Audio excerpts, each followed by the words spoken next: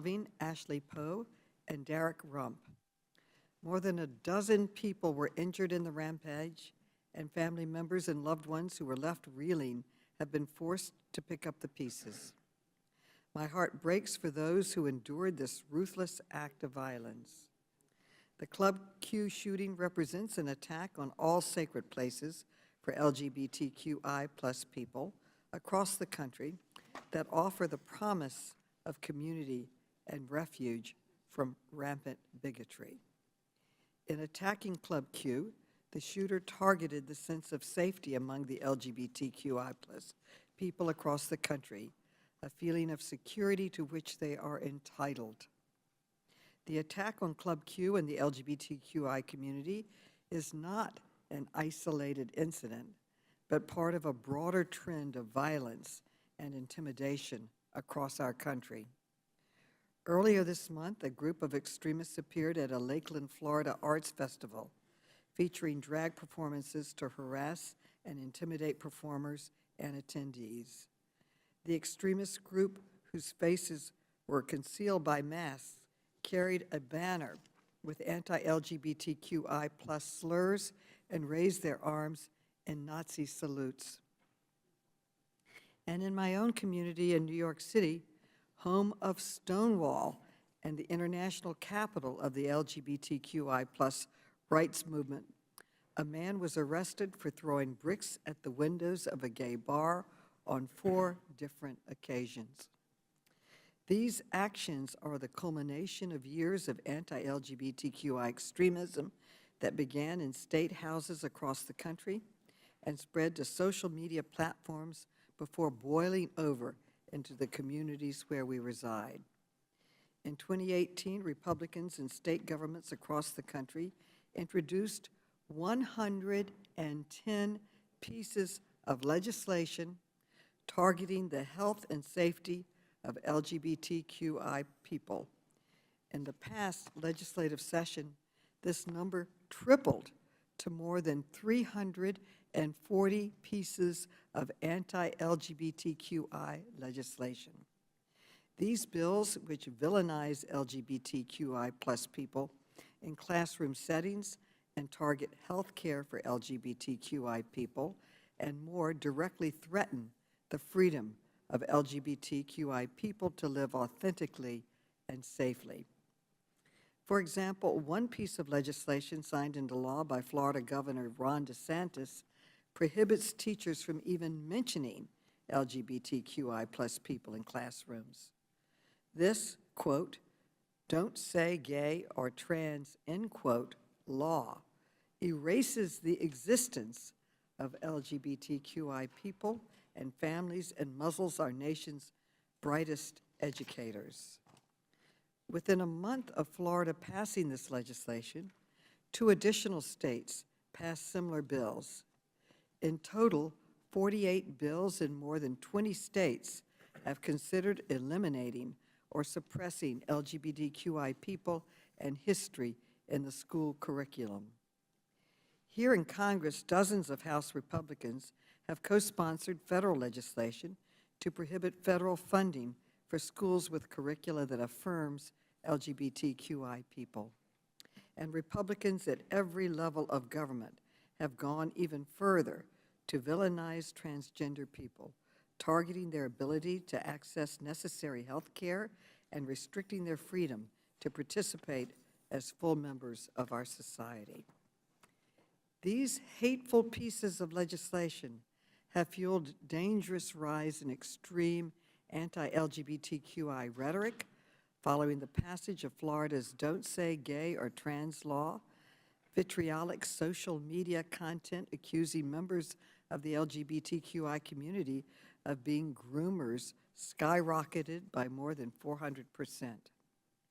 The committee received a video submission from Mrs. Sarah Kate Ellis, the president and CEO of GLAAD, one of the nation's leading LGBTQI plus media advocacy organizations, explaining the proliferation of anti-LGBTQI plus extremism across our media landscape and its relationship to the kind of violence we observed at Club Q. I'd like to play this video now, if we could. Thank you, Chairwoman Maloney, and thank you, leaders from Colorado Springs. GLAAD tracks and reports dangerous conditions for LGBTQ Americans. And I want to be very clear. We currently live in an unsafe America for LGBTQ people. The horrific attack at Club Q is yet one more avoidable symptom of a larger epidemic plaguing our nation. A culture of anti-LGBTQ rhetoric and violence from politicians and political extremists. Consider these facts at GLAAD track this year. Over 300 anti-LGBTQ state and local bills proposed. Bomb threats to 20 children's hospitals that offer medically safe health care to transgender youth. Nearly 150 attacks on LGBTQ events. And a new GLAAD poll found 48% of LGBTQ people and 72% of transgender respondents fear for their safety in the current political environment. Why is this happening? It starts with candidates and politicians who deliberately spread disinformation and anti-LGBTQ inflammatory political messaging. It continues with media. Fox News aired 170 anti-transgender segments in a 3-week span. The New York Times is approaching transgender healthcare as a debate as opposed to settled medicine, according to every major medical association. This rhetoric gets amplified on social media, where hate gets organized into action. Facebook too often refuses to act on the content that spread lies. On Twitter, New Media Matters data shows the maliciously defamatory slur groomer increased over 1,200% from 9 accounts since Elon Musk took over. This behavior is all exacerbated when bad actors have easy access to assault weapons. There is a direct line from dangerous words to violent behavior for the LGBTQ community. We can stop the lies and violence only if we work together. We all deserve to be safe in America. Thank you. Thank you. As Republicans have fanned the flames of bigotry, Democrats have remained committed to protecting and advancing the health, safety, and rights of the LGBTQI plus people.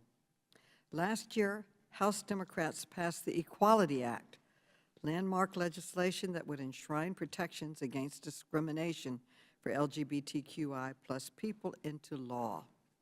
And this past June, to commemorate Pride Month, this committee shepherded the LGBTQI plus Data Inclusion Act to House passage. This groundbreaking legislation would expand federal data collection efforts to improve our ability to understand and address the specific challenges facing the LGBTQI plus people. More than 200 House Republicans voted against each of these pieces of legislation. As a longtime public servant, the fight for LGBT plus equality is one that has always been close to my heart. As a New York City Council member, serving the very community where the famous queer activist Eddie Windsor resided, I was proud to introduce the first legislation recognizing domestic partnership in New York State history. Just last week, Congress took the historic step of protecting the right to same-sex marriage under federal law, and President Biden signed it into law yesterday, with over 5,000 Americans on the lawn of the Capitol appreciating this act. But the work of ensuring that LGBTQ plus people can live authentically and safely is only just beginning. Today we will hear from some of the nation's leading experts regarding the rise of anti-LGBTQI extremism, the damage it inflicts upon our communities, and the steps we must take to eliminate it. I am pleased to welcome the new president of the Human Rights Campaign, Ms. Kelly Robinson, for her first appearance before Congress. We will also hear directly from survivors of the violent Club Q attack, and I am deeply grateful for the bravery of these individuals in recounting their horrific experiences. Their testimony will serve as a tremendous public service for their community and for our nation. Thank you. Let us honor them by recommitting to the bold action necessary to ensure that every person in the United States can experience the freedom to live authentically and safely, regardless of who they love or how they identify. I now yield to the distinguished ranking member, Mr. Comer from Kentucky, for his opening statement. Thank you, Madam Chair. I want to thank our witnesses who have joined us today for our last full committee hearing under Chairman Maloney's tenure, and I'll have more to say about that at the conclusion of the hearing. My thoughts and prayers go out to the Colorado and Florida shooting victims, families, and friends. No one should have to experience what you all have experienced. Let me state clearly, as we have consistently said, Republicans condemn violence in all forms. Unfortunately, Democrats are using committee time and resources today to blame Republicans for this horrendous crime. This is not an oversight hearing. This is a blame Republicans so we don't have to take responsibility for our own defund the police and soft on crime policies. Just a quick review of the facts tells us the individual responsible for these heinous crimes was not a stranger to law enforcement. In fact, the shooter was arrested last year for violent threats against their mother. And no doubt about it, this individual has a sad and troubled past with no parental support. But Democrats, as usual, have intentionally jumped to conclusions while ignoring the facts. Why? Because it's politically convenient to blame your political opponents. It's easier to blame Republicans than have a serious discussion about the rise in violent crimes across the nation, including this individual's horrendous crimes at Club Q in Colorado. It's easier, but it's also irresponsible and reckless. Instead, we should be focused on the alarming rise in violent crime across our country today, crimes that target all races and ethnicities. We are seeing rises in threats and crimes across many communities and institutions, including historically black colleges and universities, Asian communities, Jewish communities, and Christian communities. Churches and pro-life institutions are facing a historic increase in violence and targeted attacks, which go largely underreported. The Department of Justice has remained fairly silent as well. The rise in crime in America is the second largest concern for Americans, second only to this administration's inflation crisis. Recent data shows that violent crime increased by 4.2% nationwide over the first 6 months of 2022. In New York, violent crime increased by more than 40% compared to 2021. In Los Angeles, homicides reached their highest levels in 15 years during the first half of 2020. In New Orleans, homicides increased by 40%. Right here in D.C., homicides were up 14% from 2020 to 2021. Crime is simply out of control in large Democrat-led cities. The extent of the rise in crime, however, may even be worse than the current data shows. Recent reporting revealed the FBI's national crime data for 2021 was largely incomplete, lacking data from 37% of law enforcement agencies nationwide. The FBI's national crime data does not even include full crime reports from New York, Los Angeles, two of the largest and most crime-stricken cities in the country. On this committee, we should be using our time and resources to conduct oversight into the rise of violent crimes committed against all Americans and organizations. Every day, Americans, no matter what side of the aisle, are living in a high-crime environment. Democrats' defund the police movement has successfully taken resources from and crushed the morale of police forces across the country. Without the police, we lose our first line of defense for victims of all crime. In addition, Democrats have focused on electing leftist prosecutors with soft on crime policies and allowing crime to run rampant in the United States. No one wants to see horrific crime No one wants to see horrific events like what happened in Colorado and Florida occurring in America. More needs to be done to reverse soft on crime policies and refund the police to make the streets of America, cities and towns safe. I look forward to hearing from our witnesses today, especially about the spike in crime across the country, under-policing, and increase in violence against all Americans. Thank you, Madam Chair, and I yield back. The gentleman yields back. Before we introduce our witnesses, I'd like to ask unanimous consent to allow Congressmember David Cicilline and Mondaire Jones to participate in today's hearing for the purposes of asking questions. Without objection, so ordered. Now we will introduce our first panel of witnesses. Please note that these witnesses will only be giving statements. They will not be taking questions. First, we will hear from Michael Anderson, a survivor of the Club Q shooting. Then we will hear from Mr. Matthew Haynes, founding owner of Club Q. Finally, we will hear from Mr. Jones Slow, a survivor of the Club Q shooting, and the witnesses will be unmuted so we can swear them in. Please raise your right hand. Do you swear or affirm that the testimony you're about to give is the truth, the whole truth, and nothing but the truth, so help you God? Let the record show that the witnesses answered in the affirmative. Thank you. Without objection, your written statements will be made part of the historical record of this meeting. With that, Mr. Anderson, you are now recognized for 5 minutes for your testimony. To the distinguished members of the House Oversight Committee, thank you for inviting us here today. Growing up in Lakeland, Florida, I was taught in my private religious school and by many conservative voices to hate who I was, that being born gay was something to reject. A young person should never have to feel that way. So I waited, silent and suffering, until I was 16, and then I came out. It was places like gay bars and clubs that helped me embrace who I was and formed me into the man I am today. Club Q was and will once again be a safe place, not just for the LGBTQ community, but for everyone else too. If you are fortunate enough to intimately know LGBTQ people, you will find some of the kindest, funniest, accepting, and most welcoming people. Those are the people that found a safe place in Club Q and deserve to once again have that safe space. On November 19th, 2022, a deranged shooter entered Club Q armed with an assault rifle, a pistol, an incredibly disturbing amount of ammunition, and an even more disturbing amount of hatred in their heart, all while cowardly hiding behind a bulletproof vest. This shooter entered our safe space in our home with the intention of killing as many people as possible, as quickly as possible.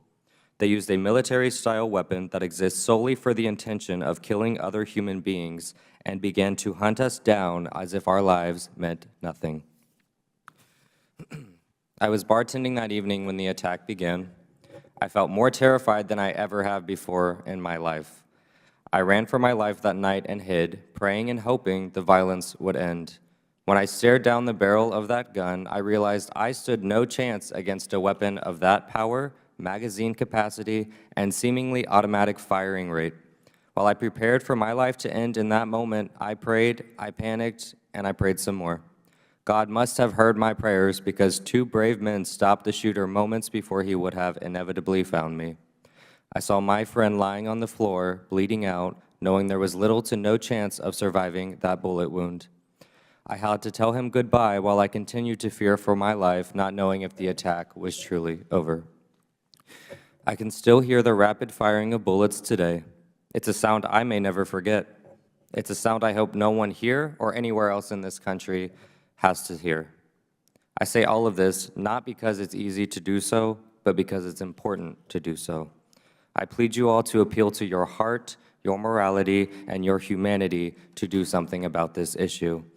I want to thank President Biden for fighting to reinstate the assault weapons ban, and I sincerely hope you will support that reform so that we may try to prevent more people from needlessly dying at the hands of that weapon. Not only am I embarrassed for our country's international reputation of inaction on gun reform, but I am frankly disgusted. Between 1994 and 2004, America's mass shooting incidents dropped dramatically. Following the expiration of the assault weapons ban, which the Republican Party allowed to expire under President Bush, we now have an epidemic of domestic terrorism and violence. The time to do something is now. What needs to be done is placing the lives of children and adults above our unhealthy obsession with assault rifles. And you are some of the ones who can make a difference. Many in our government say nothing can be done.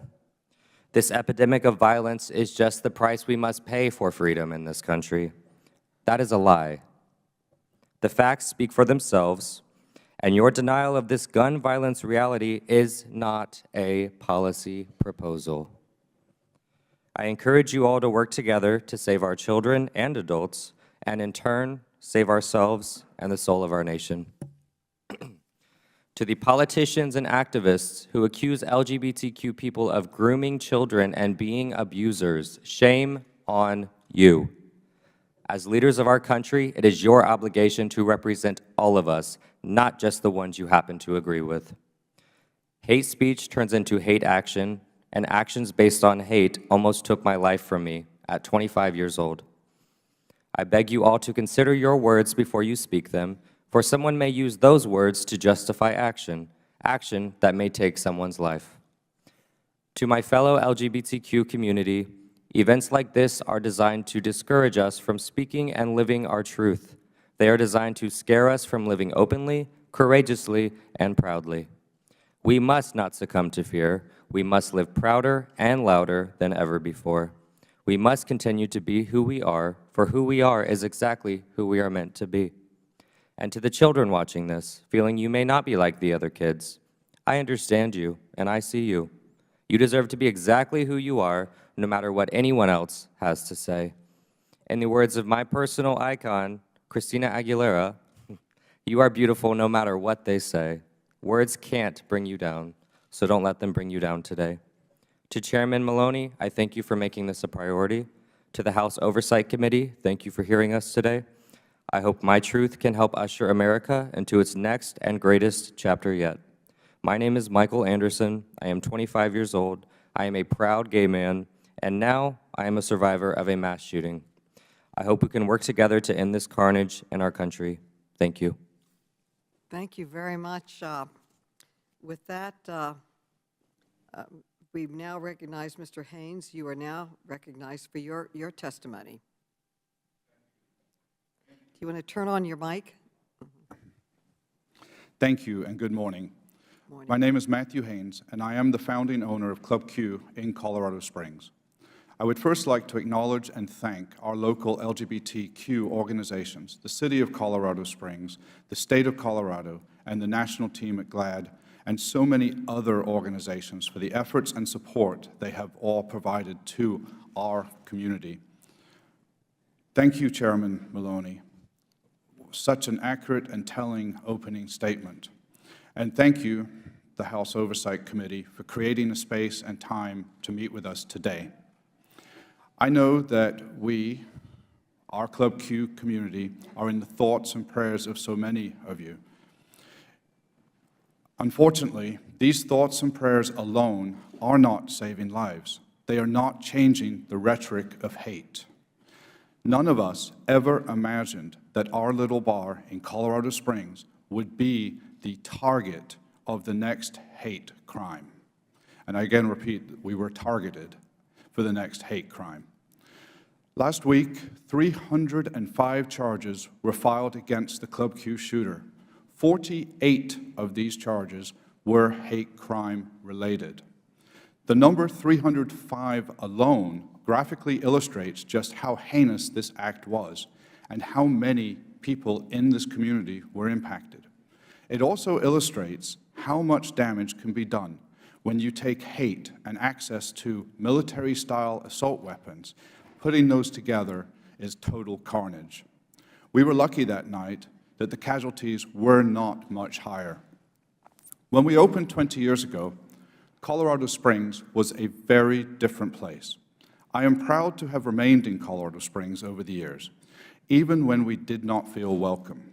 Club Q has been a home for the community for 20 years. We are proud to say it will once again become our home. One man full of hate will not destroy us. Now is a critical time for national, state, local community and religious leaders to drop the politics and work with our leaders and small business owners to support and affirm LGBTQ events, venues, communities, and most importantly, people. We need safe places like Club Q more than ever, and we need you, our leaders, to support and protect us. We have received hundreds of hate comments. I cannot read them all, but I'm going to read you a few examples. I woke up to the wonderful news that 5 mentally unstable faggots and lesbians and 18 injured. The only thing I'm mad about is that the faggots had courage to subdue the wonderful killer. I hope more shootings happen. Have a blessed day. The shooter was doing God's work. 5 less faggots, not enough. Those that stopped him are the devil. All gays should die. This is hate. It is not just us that is experiencing this. Our hero, Army veteran Rich Fierro, and his wife Jessica, told me that they and their daughter have also been receiving similar hate messages. Finally, my husband and I had the honor to attend the White House ceremony for the signing of the Respect for Marriage Act yesterday. It was honestly the first joy and pride I have felt since these horrific events at Club Q. And while the protections for marriage, like my own, were signed into federal law, I could not help but reflect that 169 members of Congress voted against that bill. 169 of your colleagues, hiding behind excuses and schematics and other reasons, sent a message to me, and it was a clear message, that the entire community, to me and the entire community, that you do not respect my marriage. And through your inaction and your vote, you as a leader send the clear message, it is okay not to respect the basic human rights of loving who you love. And it is okay to disrespect and not support our marriages. We are being slaughtered and dehumanized across this country in communities you took oaths to protect.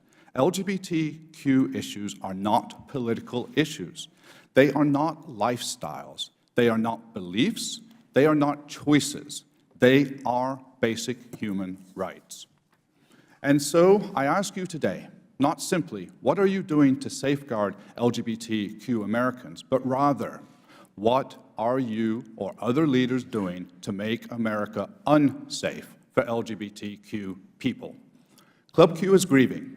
We are rebuilding. We are fighting. Let's stop this from happening again. Thank you. Thank you very much. And Mr. Slow, you are now recognized for your testimony. Slaw. Thank you. My name is James Slaw, and I want to thank the House Oversight Committee and Chairwoman Carolyn Maloney for allowing me to share my story today. I want to start with my coming out story, as it involves my family, their support, and in the beginning, homophobia. My sister Charlene actually helped pave the way for me to come out, for me to feel safe. She was forced out of the closet by our mother and ultimately forced out of the house.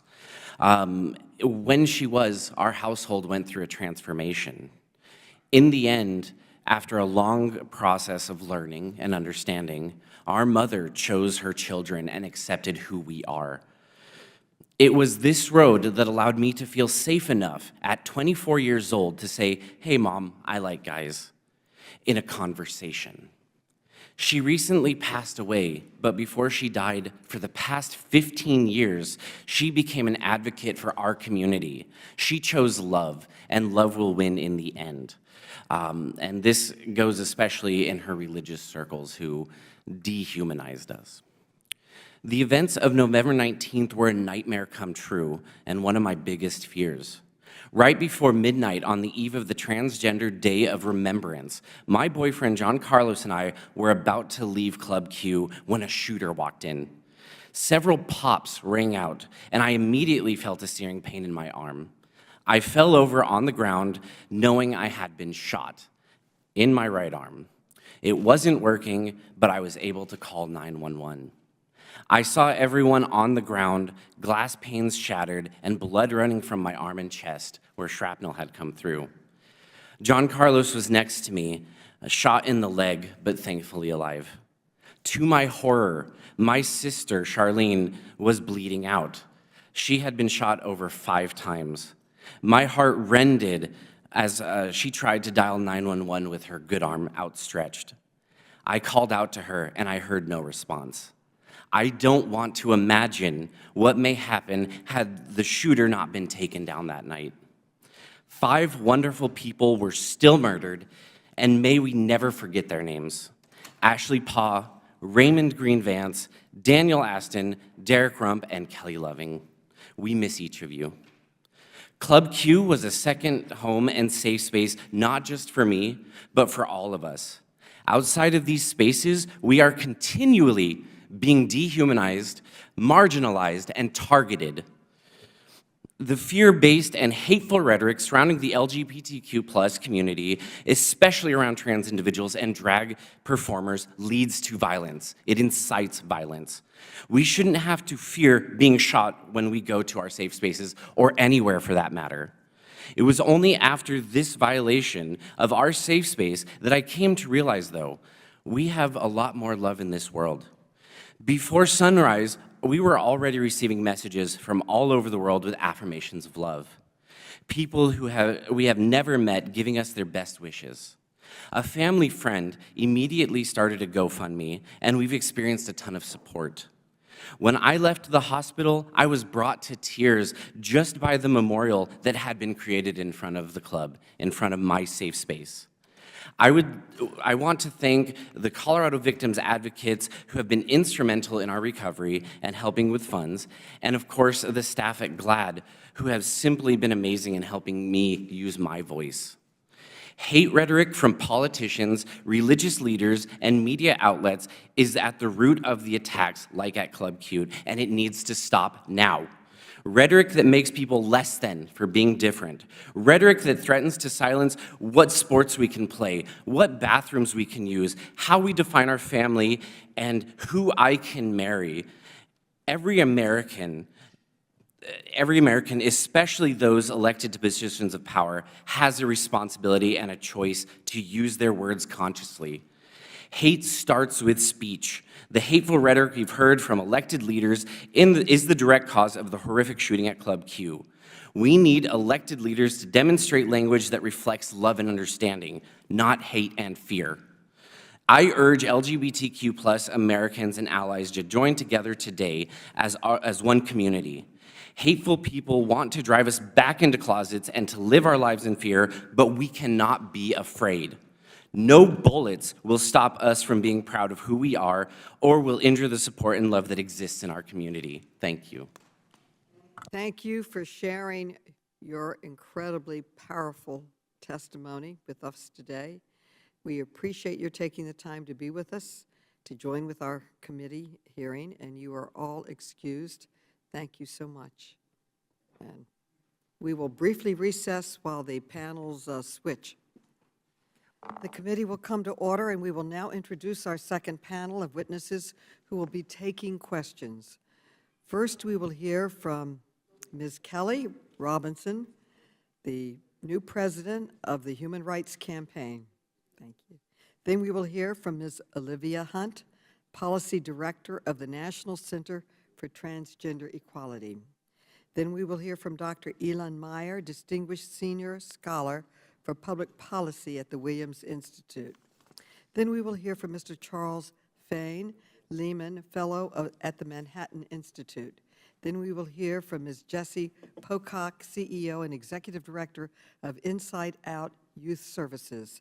Finally, we will hear from Mr. Brandon Wolf, survivor of the Pulse nightclub shooting. The witnesses will be unmuted now so that we may swear you in. Please raise your right hand. Do you swear and affirm that the testimony you're about to give is the whole truth and nothing but the truth, so help you God? Let the record show that the witnesses answered in the affirmative. Thank you. Without objection, your written statements will be part of the record. With that, Ms. Robinson, you are now recognized for your testimony. Congratulations on your election. Thank you. Thank you, Chair Maloney. Thank you, Ranking Member Comer, and members of the committee for the opportunity to testify today. My name is Kelly Robinson. My pronouns are she, her, hers, and I'm the president of the Human Rights Campaign, the nation's largest civil rights organization working to achieve equality for lesbian, gay, bisexual, transgender, and queer people. On behalf of our more than 3 million members and supporters, I am honored to testify at this important hearing and to demand united action to end the rising tide of hate and violence targeting our community. I'm so grateful for the strength and courage of the Club Q survivors testifying here today. Compounding this tragedy is the fact that this incident is just one example of the violence that has shattered LGBTQ+ lives, our families, our communities in the past few years. Violence and discrimination against LGBTQ+ communities is a tragic result of a society that devalues our lives, particularly the lives of Black and brown, transgender, and gender nonconforming people. And this hate and violence is on the rise. It's fueled by nearly unfettered access to guns, political extremism, and rhetoric that is deliberately devised to make our community less safe, less equal, and less free. Violence has become a lived reality for so many in our community. Even in 2021, 1 in 5 of all hate crimes reported to the FBI were motivated by anti-LGBTQ+ bias. These violent threats disproportionately impact transgender people. Over the last 10 years, the Human Rights Campaign has tracked over 300 incidents of fatal violence against transgender and gender nonconforming people. In 2022 so far, we've recorded the murders of 35 people. Among the community members lost this year, 85% were people of color and 85% were transgender women. These acts of hatred have devastating consequences. Often these experiences leave community members, especially marginalized people, more likely to live in poverty, to experience housing instability and homelessness, and to lack access to opportunities that would allow them and their families to thrive. This violence does not happen in a vacuum. Anti-LGBTQ+ lawmakers' efforts directly increase the risk of violence facing our communities today. State lawmakers have advanced an onslaught of anti-LGBTQ+ bills to restrict where and how we can freely and openly be our true selves. In 2022, 344 of these bills were introduced across 23 states. More than 25 of these bills were ultimately enacted across 13 states, 17 of which have a disproportionate or targeted impact on transgender people. These bills often target the youngest among us, harming children and their families. They also target the trained professionals like doctors and teachers who care for them. These unrelenting efforts by extremist lawmakers help reinforce inflammatory narratives about our community, regardless of whether or not the underlying bills are enacted. These narratives have been weaponized many times in the past against our community to enact discriminatory laws, to encourage extremist rhetoric, and to enable violence. The recent increase in anti-LGBTQ+ rhetoric amplified by lawmakers is fueling growing attacks in our communities. It's happening in state houses, in schools, and on street corners. Yesterday, we released a report identifying 24 hospitals and providers across 22 states attacked online following misleading and inflammatory social media posts from bad actors. Just last week, California State Senator Scott Wiener, himself a gay Jewish man, was the target of a bomb threat because of his support working with trans youth and their families. Included in the threat were 2 words: pedophile and groomer.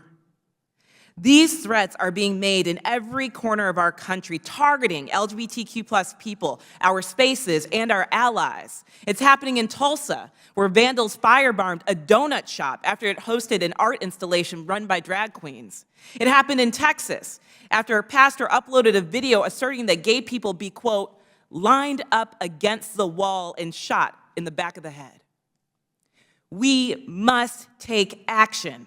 We must take action to prevent future violence and harm against my communities. First, social media companies, lawmakers, and other stakeholders must establish guidelines and practices to fight disinformation and hate online. Second, we must pass the Equality Act to level the playing field and ensure that LGBTQ+ people are protected from discrimination. And third, we have to pass common sense gun safety measures to protect our communities from the most extreme acts of violence. Ultimately, we all have to work to repudiate anti-LGBTQ+ rhetoric and falsehoods in the strongest possible terms, because our lives are quite literally on the line. Thank you. Thank you. Then we will hear from Ms. Olivia Hunt, Policy Director of the National Center for Transgender Equality. Thank you, Madam Chair, members of the committee. Thank you very much for convening this hearing and shining a light on the causes of the increasing violence facing the LGBTQ community. Working at the National Center for Transgender Equality has been a dream job for me since before I started law school, and there's been no greater honor in my career than being invited here today to speak with the committee on behalf of my community. This has been a dream job for me, but also a job that I hope will one day no longer be necessary. The past year's events make it clear, though, that day is still a long way off. A month ago, my colleagues and I prepared a remembrance report honoring the 47 known transgender Americans whose lives have been lost to violence since November of 2021. We released it on November 18th. Before dawn on Transgender Day of Remembrance, November 20th, the shooting at Club Q meant it was already out of date.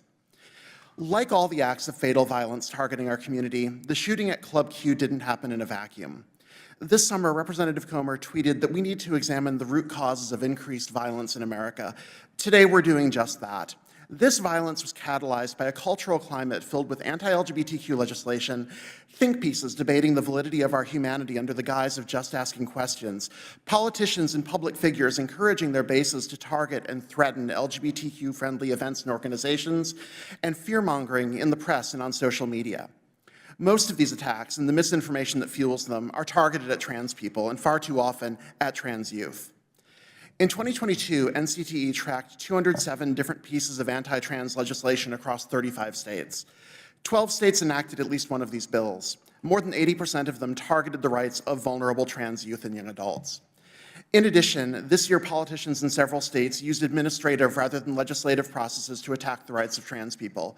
For instance, in Texas, the Attorney General misused his authority to harass the supportive families of trans children, falsely labeling their support of their children as child abuse. When politicians and pundits treat trans people's lives as a matter of public debate, the media responds in kind, giving anti-trans advocates a larger platform to share their hostile rhetoric. Sensationalist headlines lead stories that care more about attracting clicks and advertising impressions than in reporting the facts. For example, just days before the Club Q shooting, the New York Times published a front-page article perpetuating misinformation about gender-affirming care for children. Even when anti-trans policies are defeated, they impact the transgender public. In a 2021 study by the Trevor Project, 85% of trans youth reported that the public debates around their civil rights and their place in society left them scared, stressed, angry, and hopeless. Even more concerning, the same dehumanizing rhetoric that harms trans youth also inflames anti-LGBTQ sentiment among the general public. When politicians and the media paint trans people as something to be treated with fear and disgust, people who are already receptive to that message take it to heart, and it reinforces their prejudices. In their minds, trans people either become victims to be saved from ourselves or villains to be punished. One example of this in action is the misuse of the term groomer. Anti-LGBTQ activists have appropriated this terminology used by survivors of childhood sexual abuse and used it to slander LGBTQ people and our allies as predatory, harmful toward children. In reality, trans people are significantly more likely to be the victims of sexual abuse than perpetrators of it. And now, this misused terminology has become part of the political discourse around trans people and is invoked as a reason to further restrict our rights in the name of protecting children. This same rhetoric has subsequently been used as justification for violent anti-LGBTQ activism. Heavily armed protesters have made numerous attacks or attempts at intimidation against family-friendly pride events and drag performances around the country. Even hospitals have been targeted with bomb threats and intimidation tactics, based on social media figures spreading baseless stories that the providers are, in their words, mutilating children. There's a straight line that can be drawn from the legislation trying to strip trans people of our human rights to the increasingly hostile and inflammatory rhetoric portraying us as a threat to society, to the acts of violence that have taken far too many lives. The people engaged in these efforts, from the politicians and media figures who normalize the dehumanization of trans people, to the influencers who vilify us on social media, to the people brandishing firearms and making bomb threats, bear culpability for the violence that ensues. The Williams Institute estimates that there are 1.6 million Americans aged 13 and up who are transgender. We live in every state in the nation. We are librarians, we are your baristas, your postal workers, your IT department. We're your children, your doctors, your nurses, and your ministers. Trans people are also your constituents. Trans people are part of the fabric of American society. We belong, we deserve to be protected, and we matter. Thank you. Thank you very much. And Dr. Meyer, you are now recognized for your testimony, Dr. Meyer. Thank you. Chairwoman Maloney, Ranking Member Comer, and distinguished member of the committee. I'm a public health researcher, senior scholar of public policy at the Williams Institute at UCLA School of Law. My area of expertise is the study of the effects of social stress related to prejudice and discrimination on the health of LGBTQ populations. LGBTQ rights have seen significant developments in the past few decades, but homophobia and transphobia are embedded in American history and culture, and they produce stress, which I refer to as minority stress. This stress intersects with stigma and prejudice based on other statuses, so that different LGBTQ subgroups, such as people of color, LGBTQ people, experience this social stress differently. But every LGBTQ person has to learn to cope with stress related to stigma throughout their lives. Studies have concluded that minority stress experienced by LGBTQ people can result in an array of mental health problems, including depressive symptoms, substance use, and suicide ideation and attempt. In recent years, we have seen a resurgence of anti-LGBTQ rhetoric and violence, including the recent shooting in Club Q in Colorado. But violence against LGBTQ people is not new. In several recent studies, analyzing data collected by the Department of Justice as part of the National Crime Victimization Survey, my colleagues and I found that the odds of experiencing a violent victimization defined as rape or sexual assault, robbery, or aggravated or simple assault were 4 times higher for LGBTQ than non-LGBTQ people. Assessing victimization among transgender versus cisgender people specifically, we found that transgender people had 4 times the rate of victimization. We also assessed the distribution of hate crimes, a subset of violent victimization, and found that LGBTQ people experience 8 times as many hate crimes as non-LGBTQ people. LGBTQ people are socialized, like most people in society, to believe that being LGBTQ is wrong and to believe in stereotypical and stigmatizing ideas such as that as an LGBTQ person, they will never find happiness and a family who will love them. As children and youth, LGBTQ individuals often experience rejection and even violence by families of origins. Many are bullied at schools, and some sent to so-called conversion therapies that teach them the very stereotypes and self-hatred that mental health professionals say they should learn to undo. Evidence also shows that LGBTQ people are more likely to experience socioeconomic stress, including higher rates of poverty, housing instability, and food insecurity. Specific subpopulations, including transgender people, bisexuals, LGBTQ people of colors, and older LGBTQ people are especially vulnerable. Transgender people have seen fewer positive social and legal changes in the past few decades than did sexual minority people, and an increase in hostile public rhetoric in recent years. Gender non-affirmation is a particular stressor that affects the health outcomes of transgender individuals. Gender non-affirmation refers to the denial of recognition of a transgender person's gender, and more globally, their dignity and humanity. Gender-affirming treatment is one form of gender affirmation.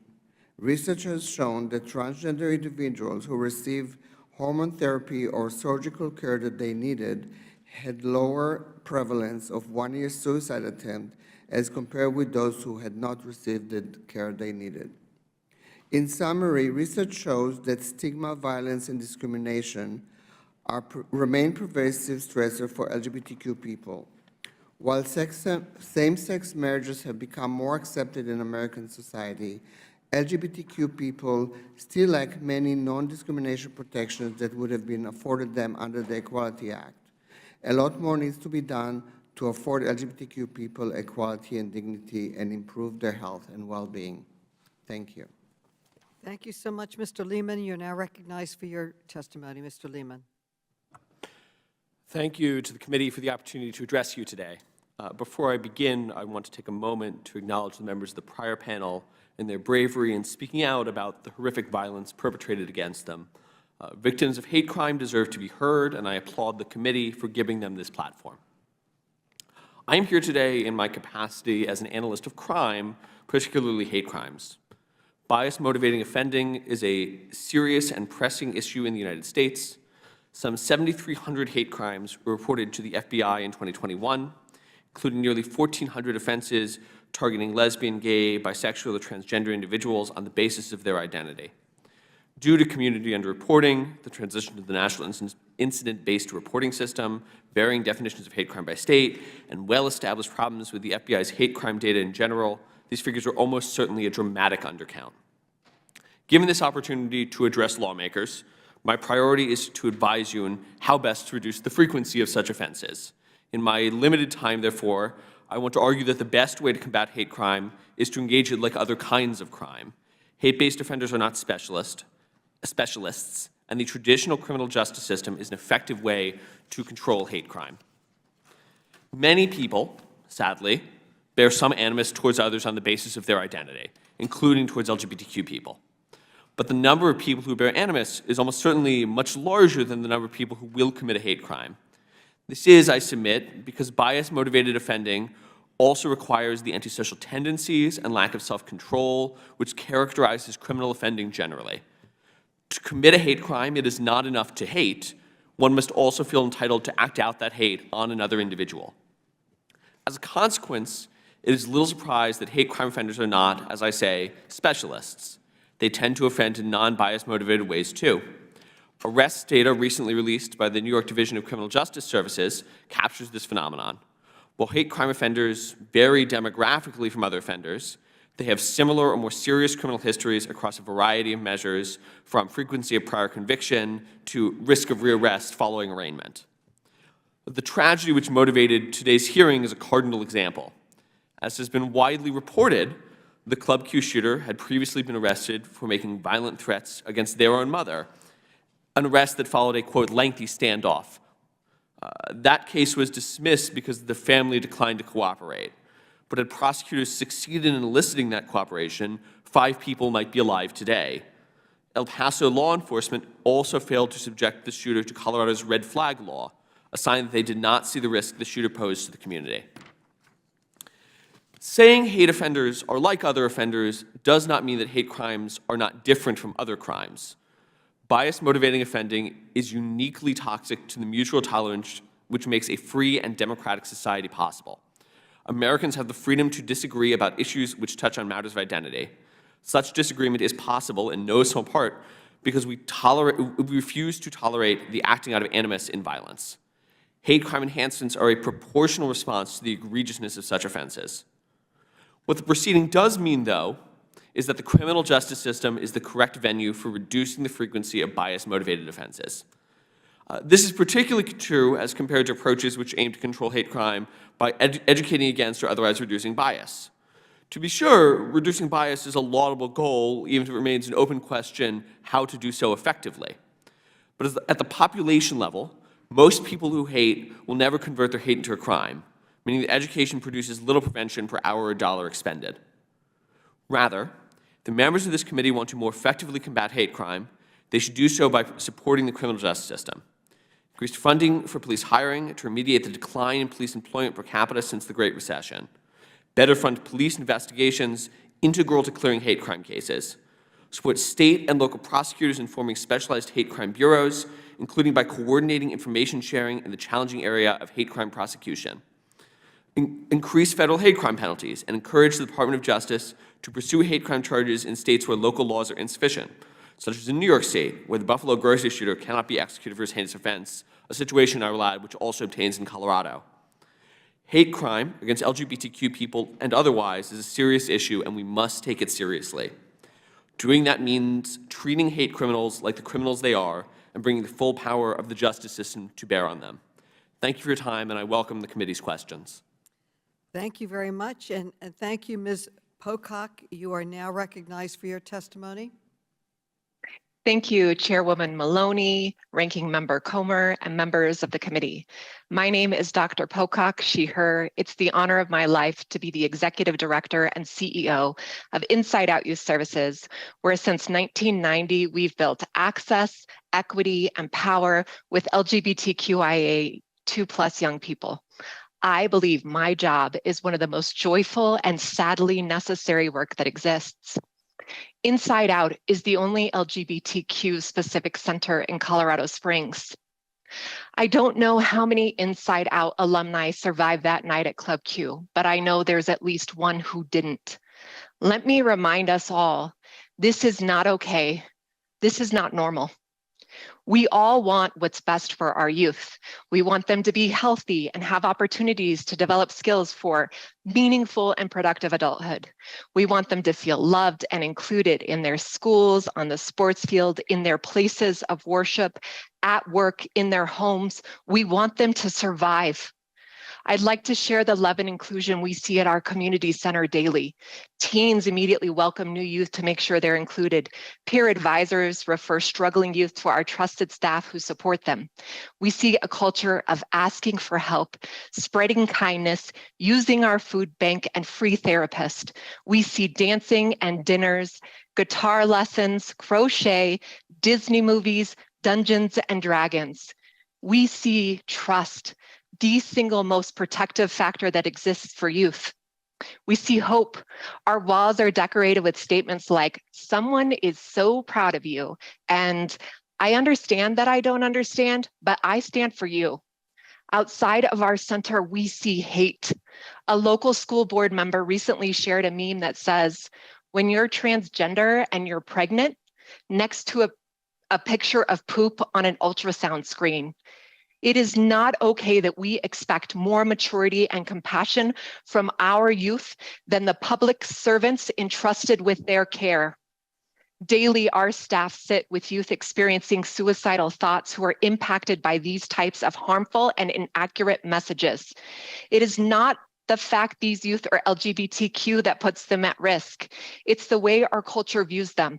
Their mental health is impacted when politicians legislate away their rights, when they witness unmitigated hate speech on social media. This is not normal. This is not okay. These are kids. And this is why, in addition to direct service, Inside Out advocates alongside youth for inclusive policies. Having one safe space is not enough. LGBTQ youth deserve a safe nation. Scared. Since the shooting at Club Q, that word keeps coming up for me. Youth are asking us to be more incognito, less obviously LGBTQ. They're scared they'll be the next target. This isn't okay. Let me remind us, those at Club Q were the ones who fought and saved lives. We have funded police departments here, but we need police to enforce laws that prevent violence. Here's the truth. Politicians and pundits are spreading lies about LGBTQ+ people, falsely and dangerously stating that LGBTQ Americans are threats to children. This false rhetoric fuels hate and division, and it works. Inside Out's community center is respected as a best practice model for youth development, locally, statewide, and nationally. We are not the predators. We are the ones saving the lives of those preyed on through hate and violence. I implore you, start legislating the real problems. Commercialize bigotry, racism, hatred, and mass murderers' access to guns. But even simpler, I implore you to treat us as humans. LGBTQ people are humans who have families, who love, and tragically, who bleed. Before you post on social media, think about the youth who read your words. Words can harm, but words can spread compassion. Words can condemn those who speak and act out of hate. Even if you don't understand, we need you to stand for us. My favorite note says, we notice when you are gone, because we do. Notice who is gone. Ashley Paw, Raymond Green Vance, Daniel Aston, Derek Rump, Kelly Loving. Notice whether your public service is in honor of their lives or whether it is in service to the hate that contributed to their deaths. Notice who the real predators are and hold them accountable. Notice who is gone. These young people deserve the very best of us. Stand for them, even when you don't understand. And if you don't, come to our center in Colorado Springs. We've got a community of brilliant young people who will invite you in and help you learn. Thank you. Thank you very much. And now, Mr. Wolf, you are now recognized. Mr. Wolf. Thank you so much, Chair Maloney and the committee for having me today. You know, being LGBTQ in America in 2022 means looking over your shoulder before you hold hands with someone you love. It means watching your very humanity be litigated day in and day out on every cable news network and across every social media platform. It means wondering if today is the day that hate comes armed with a clenched fist or worse, an AR-15. It means wondering if today your little slice of normal, the thing you told yourself you didn't deserve, comes to an end. My day came on June 12th of 2016. Pulse nightclub was one of the first places I ever went that I didn't look over my shoulder, where I didn't stiffen my wrist or deepen my voice to avoid detection. And that night, everything about Pulse nightclub was normal. I went to the same bartender I always went to, ordered the same drinks I always ordered, and as the night wound to a close, I stepped into the same bathroom I'd been in hundreds of times before. There was a poster on the wall with the painted faces of drag queens I knew well. There was a half-empty cup teetering on the edge of the sink like it might fall off. The water from the faucet was ice cold that night. There were gunshots. Endless gunshots. The hair standing up on the back of my neck. The stench of blood and smoke burning the inside of my nose. The nervous huddle against a wall. A girl trying desperately, so hard not to scream that I could feel her trembling on the tiles underneath us. There was a sprint for the exit, all atop this bang, bang, bang from an assault weapon.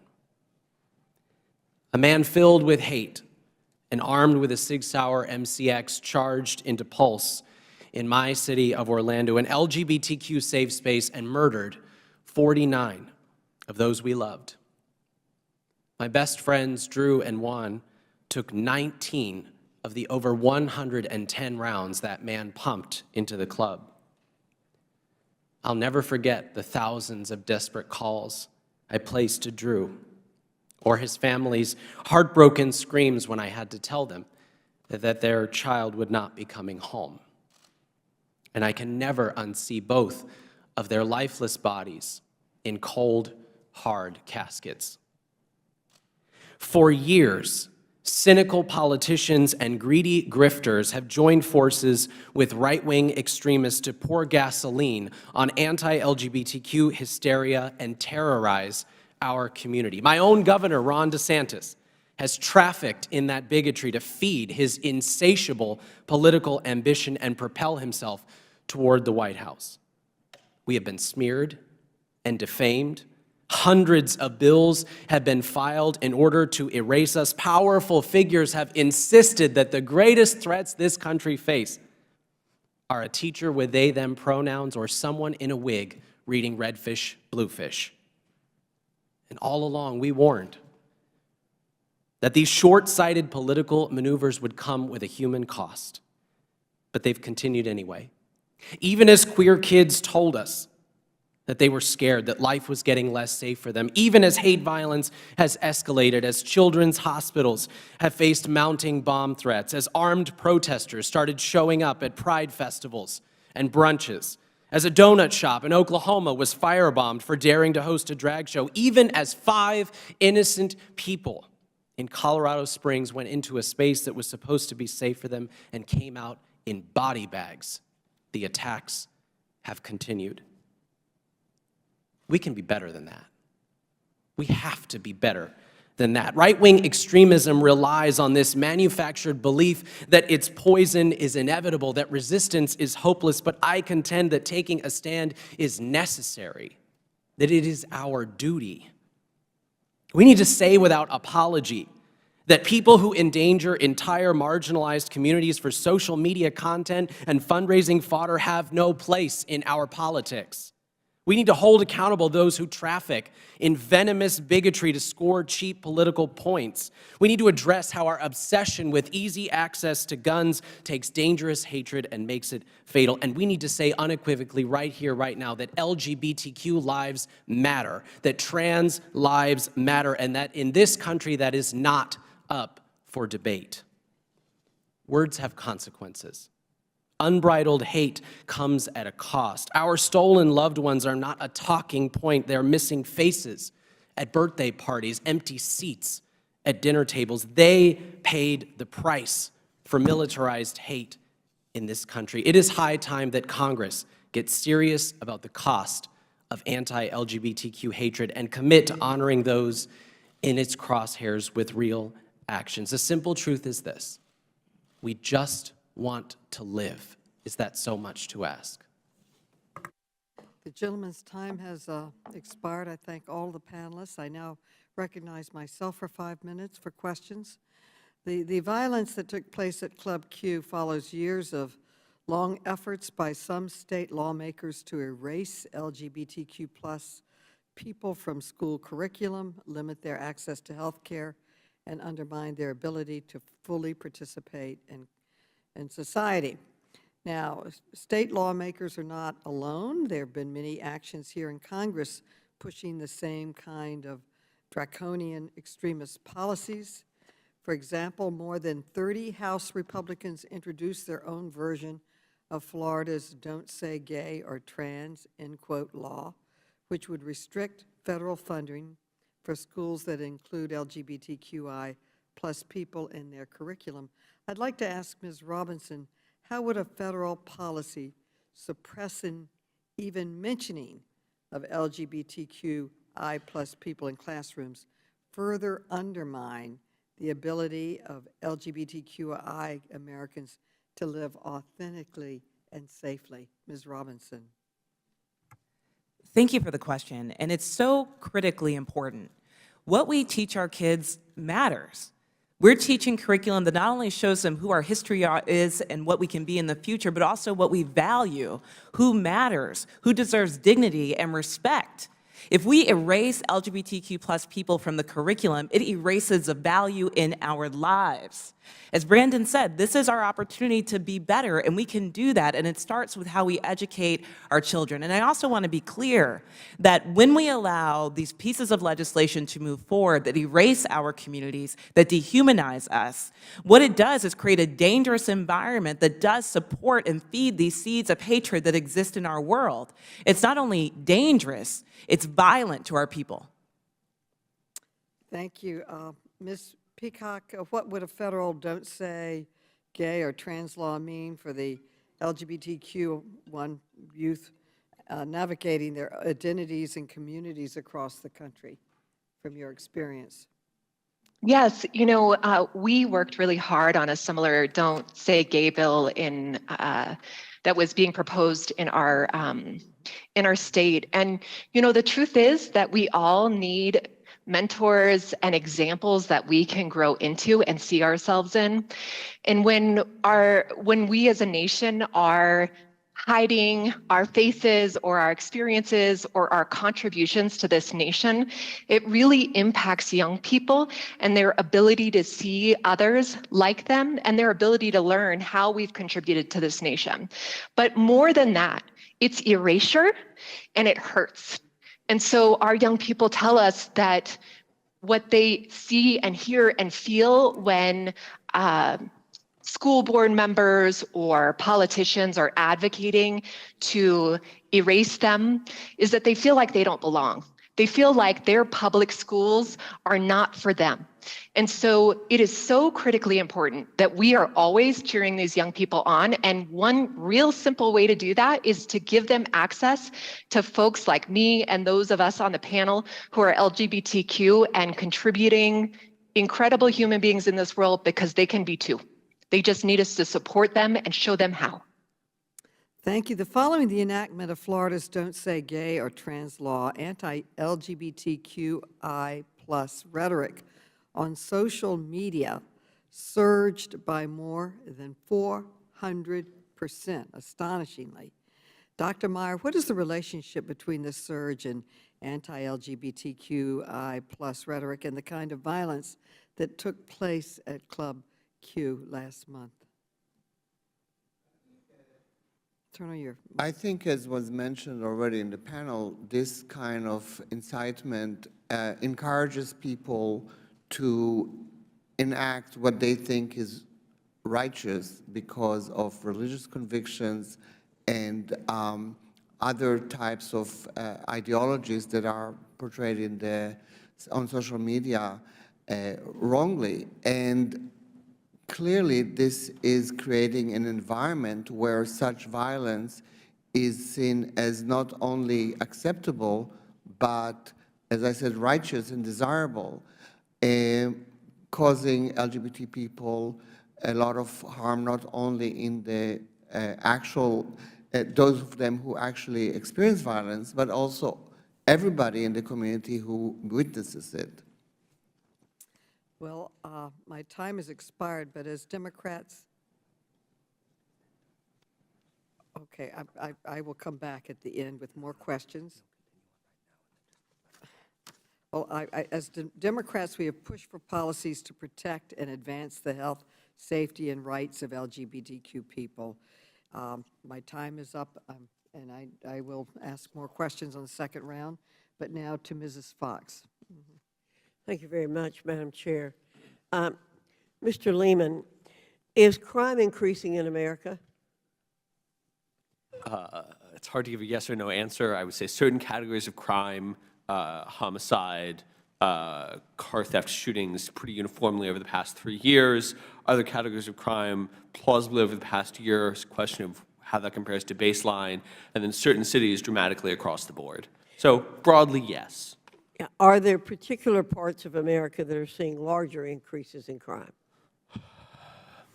I think in general, crime is more common in large cities. I would debate the reason why. Some of it's concentration of population, but yes. Okay. Do you have an idea why crime is increasing faster in these areas?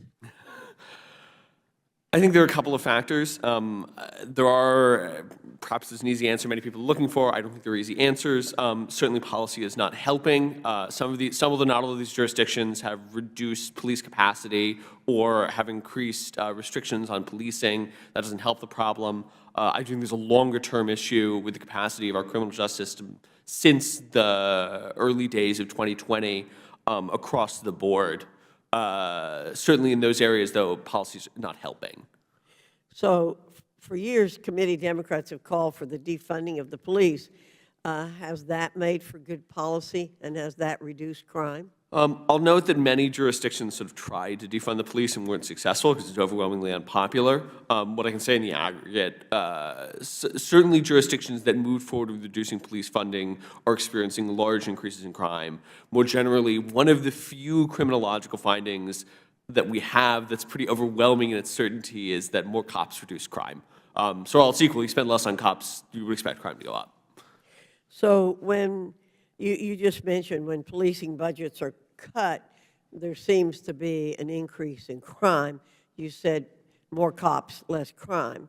So when police budgets are cut, resulting in fewer officers patrolling the communities, then I think we could say the areas become less safe. Is that correct? All else equal, certainly. Okay. So in your writings, you've mentioned that America's streets are likely under-policed. Can you explain a little more what you mean by that? Certainly, that draws on a couple of different references. One is good estimates of America's police population ratio relative to other developed nations. We underperform the rest of the OECD on this measure, or much of the rest of the OECD on this measure. Another is that for the amount of crime cost, the cost associated with the level of crime that police would produce, we're below the socially optimal level of spending on police. And a third one is that across a variety of indicators, we have a lower police per capita ratio than we did about 2008 was the peak, before the Great Recession, which suggests to me, given the rise in crime, with the stalling out of the crime decline at that point, we could be buying more safety than we currently are. Okay. I assume there's a connection between something you've written, fewer cops also mean more police conduct. Could you explain that phenomenon? Do you mean misconduct?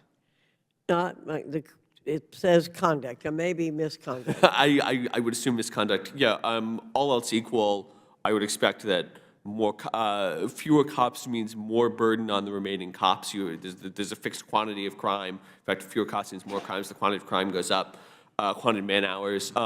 There's a strong empirical relationship between stress, burden, overwork, and the risk that a police officer will engage in use of force, the police officer will be complained about or reported. Fewer cops puts more strain.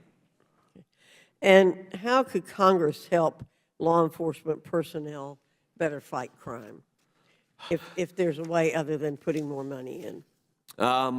Look, the first way is putting more money in. I regret to tell the representative, which is, policing in America is highly local. Congress has basically three things it can do. The federal government has three things it can do. Thing one is spend money. Thing two is coordinate information sharing, encourage the sharing of expertise and best practices. Thing three is fix data and data sharing. As we talked about briefly, the FBI's hate crime reporting is a mess. This is a subset of the fact that all crime reporting in America is a massive mess. I'm happy to talk about this later, but it's a huge issue for getting things done in crime prevention generally and hate crime prevention specifically. Thank you, Madam Chair. I yield back. The chair now recognizes the gentlewoman from Ohio, Ms. Brown, for 5 minutes. Thank you, Mr. Chair. I'd first like to start off by thanking the chairwoman for holding this hearing and for her tireless commitment to advancing civil rights for the LGBTQ+ community in her long, remarkable career, and just like to go on the record and say that she will be missed. On the topic that brings us here today, I was heartbroken and stunned by the tragedy in Colorado Springs at Club Q. Political violence and hatred targeted at the LGBTQ+ community is completely unacceptable, and I want to thank the brave survivors for testifying today and for sharing their story. This important hearing ensures that the LGBTQ+ voices are being heard and that we are properly addressing the surge of anti-LGBTQ+ and anti-trans hate. So I'd like to start off with Ms. Hunt. Why do you think anti-LGBTQ hate has seen such a resurgence in the political climate in recent months? Is it connected to the midterms election? Is this a broader trend or both? Thank you for that question. It is unfortunately a trend that we've seen over the past 6 years of trans people increasingly being seen as an acceptable target. It began in 2016 with the introduction of HB2, the first of the major bathroom bills in North Carolina, that was the first major piece of state legislation directly targeting trans people and trans people's lives. And that has kicked off a trend that has seen just an increase selection of trans people in particular as being an acceptable target for political attacks, for trying to score points and move the needle a little bit without any negative consequence, because we're just seen as an acceptable target to so many people. And the dehumanizing rhetoric that comes up and that fuels the wave of violence that we're seeing is inflamed by this treatment of us as an other, an acceptable target, and that is a really disturbing and unsettling trend to see as part of our political landscape. Well, I appreciate your candor and hope that we can all recognize how the anti-LGBTQ hate is being weaponized, unfortunately, by the extreme right for purposes none other than to stoke fear and energize a backlash. With that, Dr. Meyer, we have seen the extreme right use its most powerful tool, right-wing media, in an effort to spread the message of hate. How has right-wing media contributed to the rise of anti-LGBTQ hate, specifically against trans people and their ability to live their authentic lives as themselves? Well, to tell you the truth, I do not understand why, as Ms. Hunt just mentioned, transgender people have become such a target. We know that in most jurisdictions, there are a small minority of the people, so a lot of the hate that comes this way, I have to assume, is an excuse, as was mentioned here already, and maybe to serve some political purposes that seems to be an expedient way to achieve by attacking transgender people. The way that rhetoric has developed over the past few years has been really concerning, and some of the things that I find really disturbing is the way this rhetoric has talked about they want to protect children from being sexualized, while that very notion that talking about having gay parents or talking about transgender people is sexualizing is completely wrong. It has nothing to do with sex any more than if you talk about a person having a mother and a father. So the purpose of this rhetoric is completely political, I think. Thank you for that, Dr. Meyer. Are you aware of the extreme right targeting these anti-LGBTQ messages at minority communities and the African-American community in particular? Well, of course, as I mentioned, homophobia and transphobia are embedded in American culture and history, as is racism, and the two combined create this environment where attacking LGBT people of color, and especially transgender women of color, are a huge target of hate. Thank you. And with that, I see my time has expired. Thank you, Mr. Chairman. The gentlelady yields back. The chair now recognizes the gentleman from Georgia, Mr. Heiss, for 5 minutes. Thank you, Mr. Chairman. If I could take just 30 seconds, a point of personal privilege before I get started, as this is my last full committee hearing of my congressional career, and I just want to say thank you to each of my colleagues. We've had a lot of spirited debates over the years, and it's been an honor to be a part of this.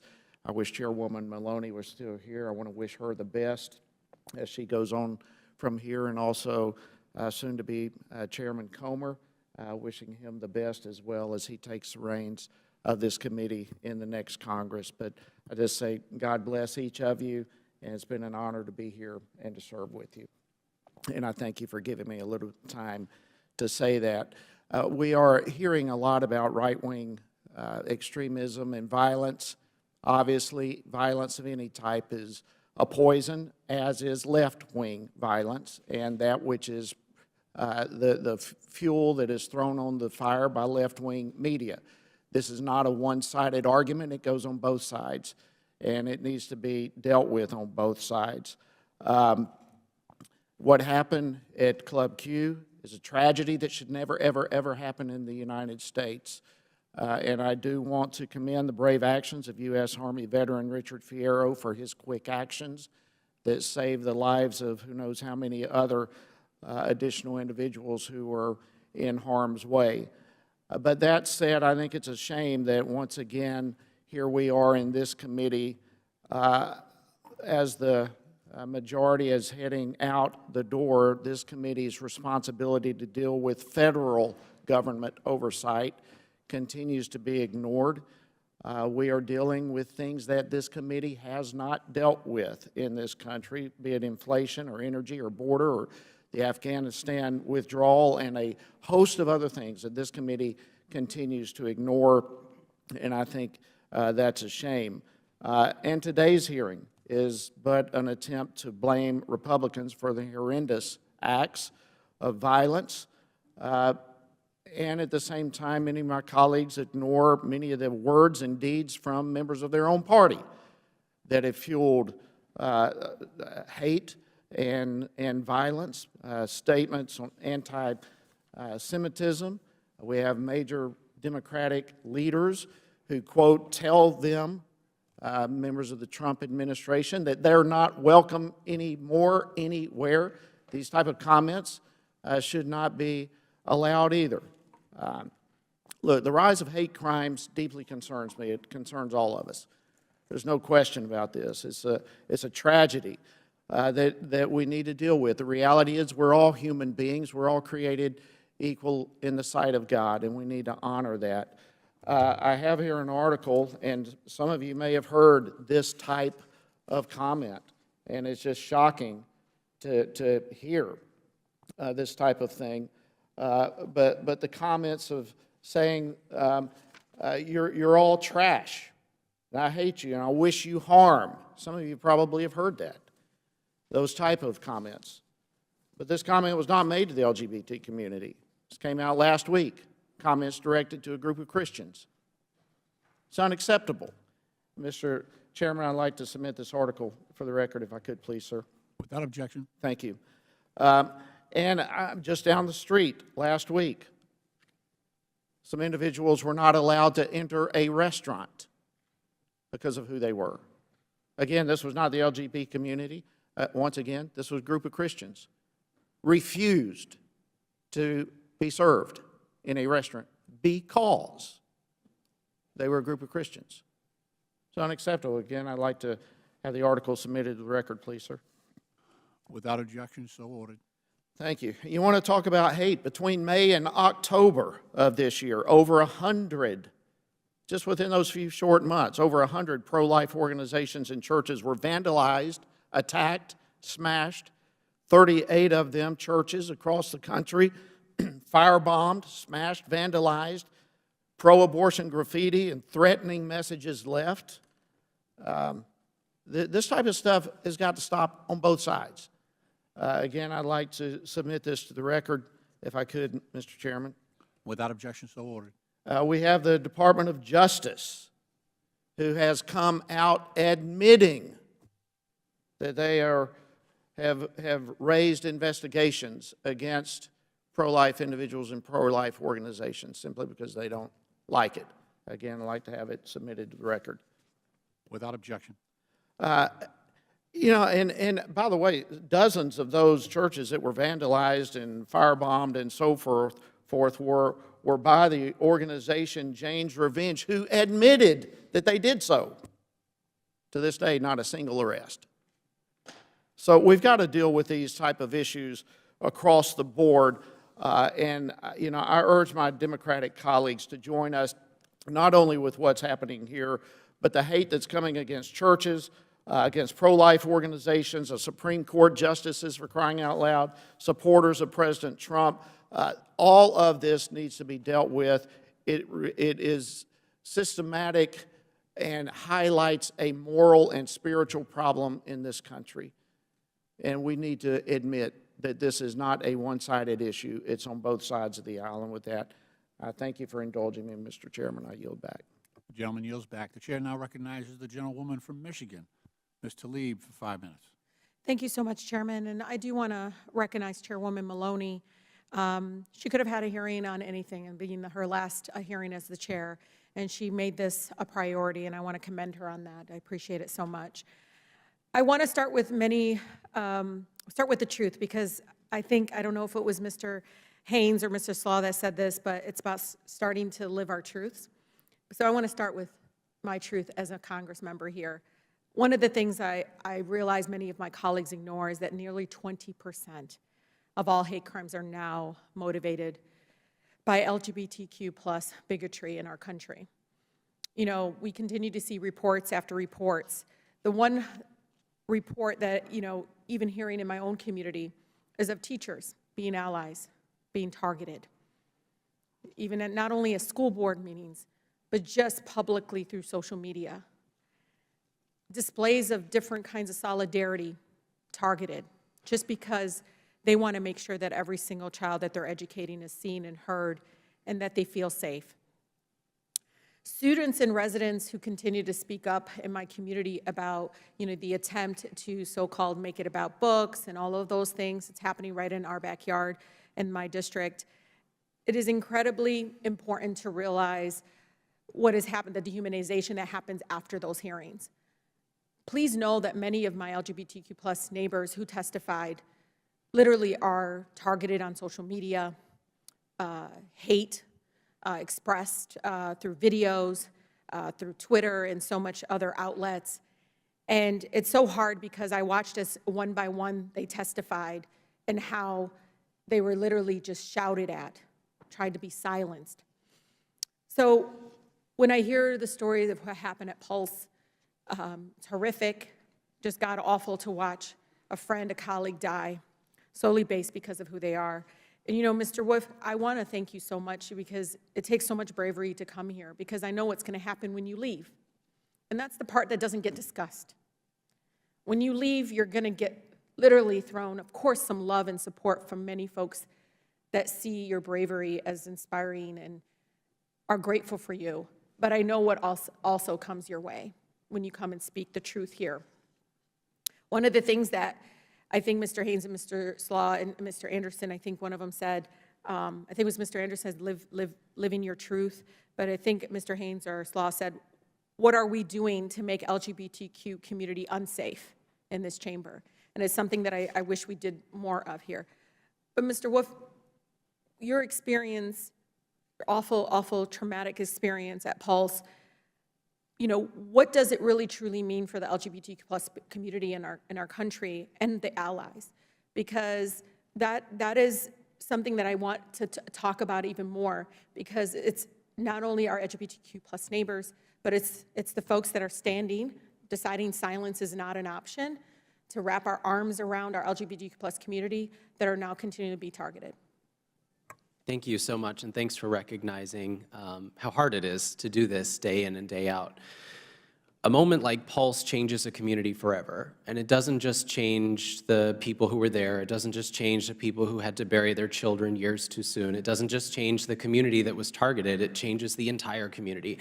Central Florida is not the same as it was on June 11th of 2016. Our entire city of Orlando has changed in part because we were forced to make a choice. You see, terrorism is designed to terrorize people. That's the point. It's supposed to scare us back into the closet, to challenge us to stop living authentically. And so our city, our region, faced a choice in the hours after the shooting. And that choice was whether or not we were going to succumb to terrorism and hate, whether we were going to allow one man armed with an assault weapon and hundreds of rounds of ammunition to shatter us, or if we were going to stand more closely together.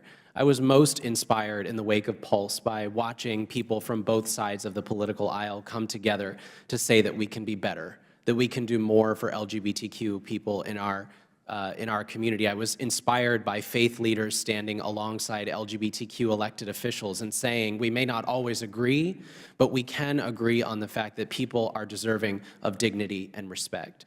Communities face a choice in that moment. I'm proud of my community for deciding that we would be a different, more inclusive, safer, better community moving forward. And I also think that offers a blueprint for how this country moves forward in the wake of such violence and hate. I just want all my LGBTQ plus neighbors in my district and throughout the country just to know, because of you, I believe our communities are better and more beautiful. Thank you again for your courageous testimony for many of you. And just know that you will always have an ally in the United States Congress. The gentlelady yields back. The chair now recognizes the gentleman from Wisconsin, Mr. Grossman, for 5 minutes. Well, I wish she was here. I want to say say wonderful things about her, and she ducked out. I'm glad we're having a hearing here dealing with crime.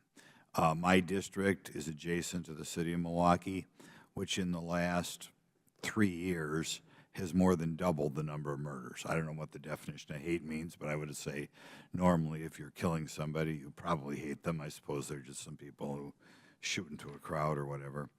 And I've always felt there were 3 things causing Milwaukee, which used to be the safest of the 25 biggest cities in this country, become such a dangerous city. And I think one, if we look at the type of people committing the crimes, the breakdown of the family.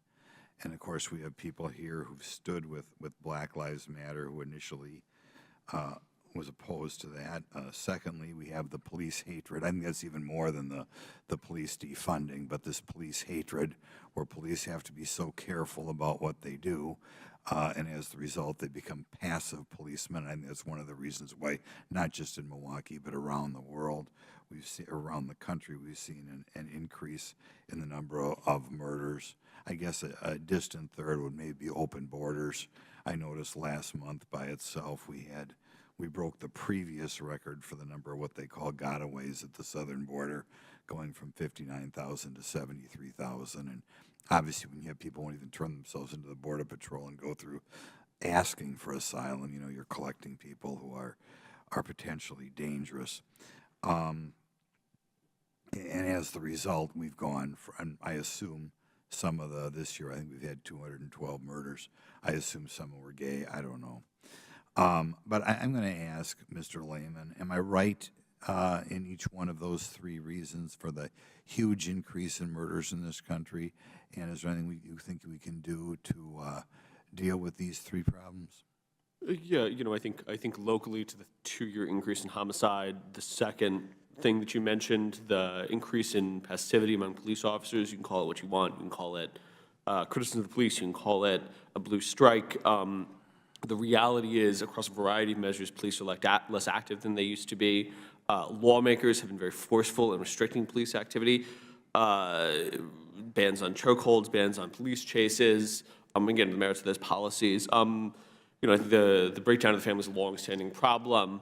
Could you elaborate on that? I mean, I never think we talk about it enough here. On the breakdown of the family is a long-standing problem. Yeah, 40% of American children 40% of American children today live in were born out of wedlock. Many children will go through divorce, so nobody can really estimate how many. Of course, their parents' lifetime, marriage grows rarer and rarer. Fewer children have access to the stability of a loving two-parent household, regardless of the sex of the parents. That almost certainly contributes to. Can you give us some statistics on that? On which number? I mean, they're wonderful parents, and they're wonderful people, including in this room, who've come out of all sorts of backgrounds. But when I look at Milwaukee of, say, 1970 and Milwaukee of 2022, the change in the family situation, when I look at the... I don't know the risk ratios, the exact numbers off the top of my head. I can tell you that risks for criminality are higher, risks for all sorts of antisocial outcomes are higher, risks for for harms to the individual are higher, risk for suicidality, risk for depression, all associated with particularly family breakdown. I think that's accurate. Again, I think it's a long-standing problem. Clearly, we've had a crime decline in spite of the decline of the family, but it is a contributor. Yeah, but when I look at this guy in Colorado Springs, I mean, he sure had a very difficult background, and he was obviously a horrible person. But if we're looking at the root causes of stuff, how would you, given we've had this huge skyrocketing increase, how would you deal with that? Can you give us some ideas how society can get that 210 murders in Milwaukee back down to 40 or 50, which is still way too high? Sure. Look, we know what the tools. We know the tools that work. It's not that hard. Tool one is incapacitation. The kinds of offenses that increased in 2020 concentrated among serious repeat violent offenders, people who commit homicides, people who engage in cycles of attributed violence. Put them in prison. Incapacitation is really efficient. The second is, and I've alluded to this several times, we have far fewer police officers per capita than we did before the Great Recession. We need something like 50 to 80,000 more police officers to get back up to capacity. I think that should be a top priority at all levels of government.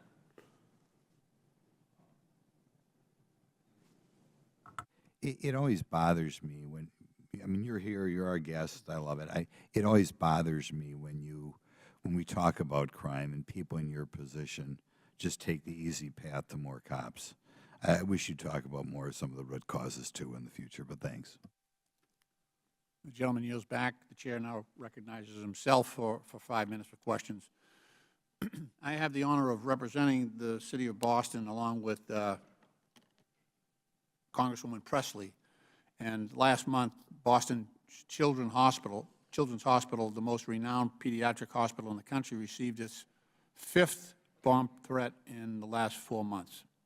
Since August of this year, the hospital has been subjected to an onslaught of online hate and harassment, including vitriolic emails and death threats against clinicians and other staff at Boston Children's Hospital. Many of these attacks have been driven by anti-LGBTQ+ social media accounts that have spewed hate and misinformation. surrounding transgender care. And as detailed by HRC, the Human Rights Campaign, in its report online, harassment harassment report released last month, the coordinated campaign against Boston Children's Hospital is not isolated. Following its review of multiple social media platforms, HRC identified 24 different hospitals and providers across 21 states that have recently been subjected to direct online attacks following misleading, inflammatory, and harassing posts by anti-LGBTQ+ accounts. Ms. Robinson, can you please expand on the nature of these coordinated hate campaigns against hospitals and other medical providers and their relationship to actual threats, physical threats against those individuals and institutions? This is a devastating reality that we're living in right now, where the people that we go to offer support to our kids are being uniquely and targetedly attacked. And I'm talking specifically about teachers in most cases, and also providers, as we're talking about here. And yes, our report showed that 24 different hospitals and providers across 22 states were directly attacked online following harassing, inflammatory, and misleading posts. I think the thing to really note here is that there is a direct connection. Hateful speech, extremist rhetoric is connected to real-life violence. We're seeing it play out time and time again, and we have to interrupt this cycle.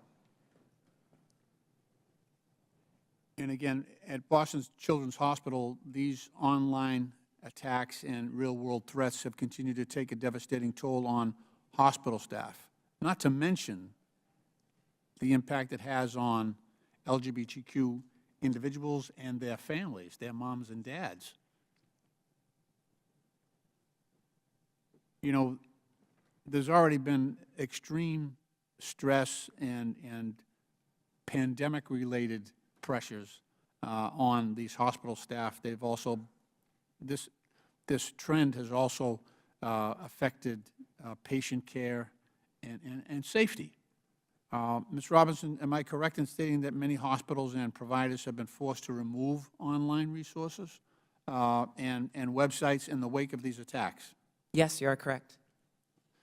HRC includes numerous examples in their report of the hateful social media posts that were involved in these harassment campaigns. As underscored in the report, all of the tweets and Facebook posts cited had remained live as of the date of writing, so they had not been removed.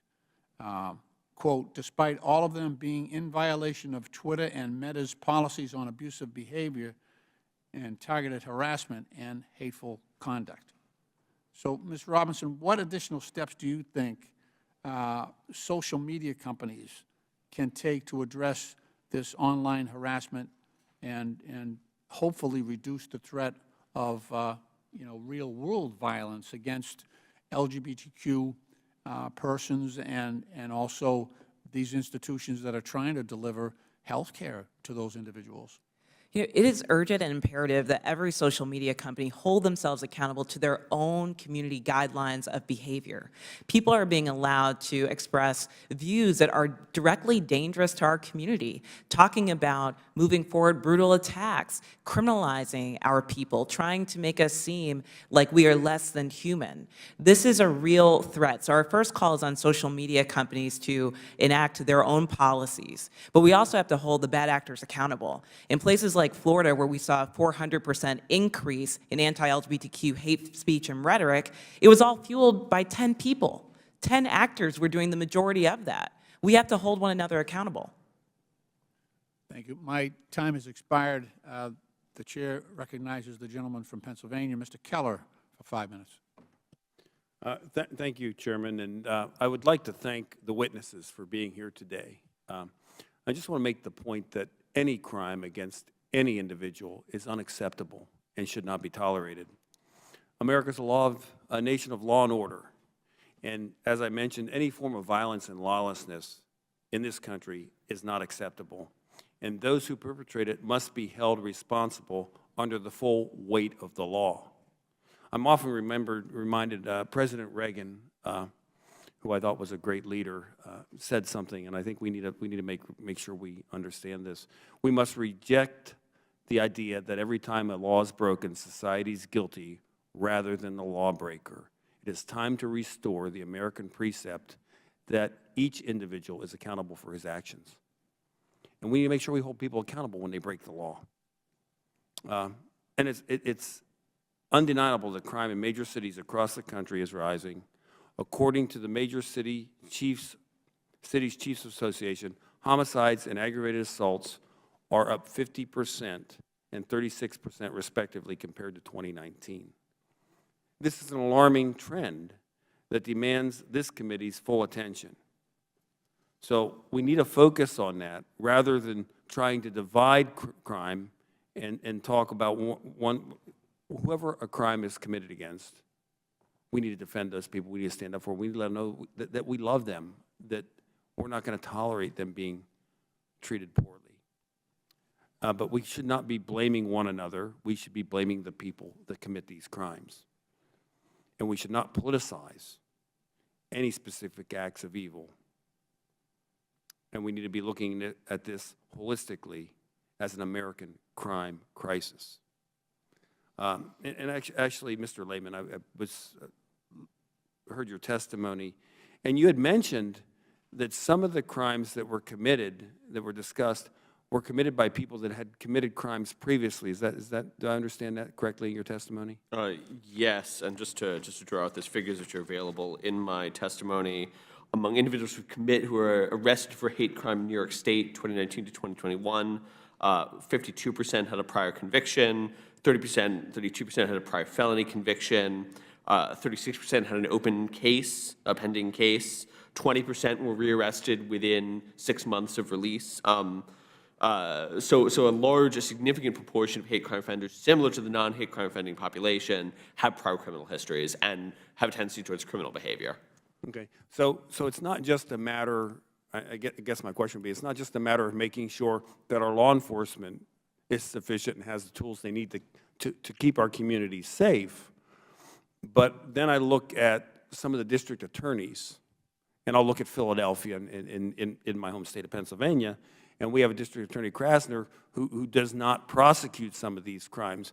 What impact does that have when you have police officers enforcing the law and arresting the people that are perpetrating crime against citizens, and then the district attorney does not prosecute them, or they don't have sufficient bail? What does that do to security in America? I'll talk specifically about hate crime, and there's frequently an overlap between hate crime and petty crime. In many jurisdictions, if I spray paint a swastika, I can be arrested for a hate crime and charged with it.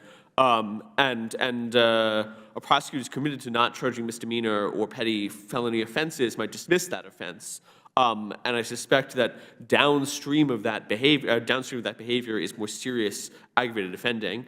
So that is to me indicative of one of the failures of one of the risks associated with failing to charge petty crime. There's a lot of variation in what progressive prosecutors do. Some of the progressive prosecutors in New York City have worked really hard to make prosecuting hate crimes a major priority, and I applaud them for that. But I think in general, people who commit small crimes often go on to commit large crimes, and you want to stop them while they're small. Yeah, I think if you take care of the little things, the bigger things go away. And if people know they're going to be held accountable for what they do, and they're responsible for their actions, we won't see people doing things that harm other individuals. And that's, I think we need to be united in that message, and we need to stop making excuses. I mean, I heard about, the family and everything else. My parents were divorced when I was 12 years old. I went to live with my grandmother, okay? We never used being poor. We never used our family situation as an excuse, because we live in America. And in America, it doesn't matter who you are or where you live or who you love. It matters that you can attain great things. But what we need to do is go back to that quote from President Reagan that I mentioned, and we need to restore that American precept that people are accountable for their own actions, and we need to give law enforcement the tools they need, and then we need to hold people that break the law accountable, because I don't want to see anybody get hurt in America. And if somebody's hurt, the person that did it needs to be held accountable so it doesn't happen again. Thank you, and I yield back. The gentleman yields back. The chair now recognizes the gentlewoman from Massachusetts, Ms. Presley, for 5 minutes.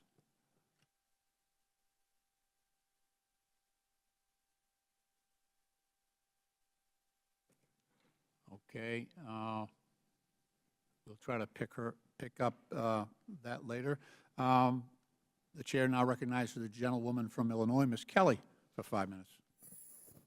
Thank you, Mr. Chair, and I too wanted to thank Chairwoman Maloney for all of her work on this committee and wish her the best in her next chapter, and also wanted to thank Ranking Member Heiss for all the work that he's done, and as he moves on to his next chapter.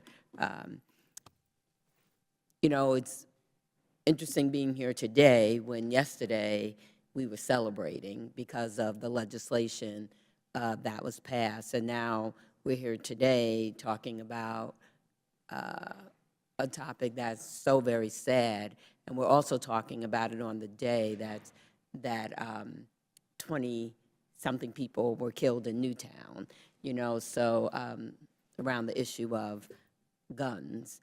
And I do agree with my colleague from Wisconsin. When we talk about crime, we need to get to the root causes. You know, we can, and I'm a big gun violence prevention person, and I'm for the legislation, but we can talk about the legislation, but unless we do something, you know, around prevention and investing in all kind of communities and all kind of people, and especially all kind of young people, you know, we're going to find ourselves in the same place. So I want to also thank all the witnesses.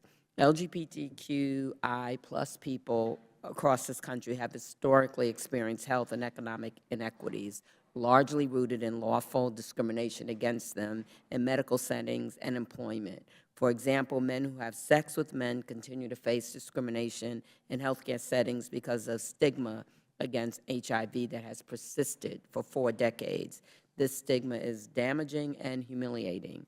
According to a 2021 study from the Kaiser Family Foundation, LGBT people are more likely to report negative experiences with healthcare providers, including being blamed for their own illnesses and negative health outcomes.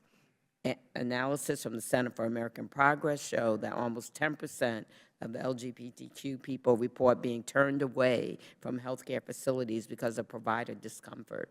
Dr. Meyer, can you explain how discrimination against LGBTQI plus people in healthcare settings leads to long-term negative health outcomes?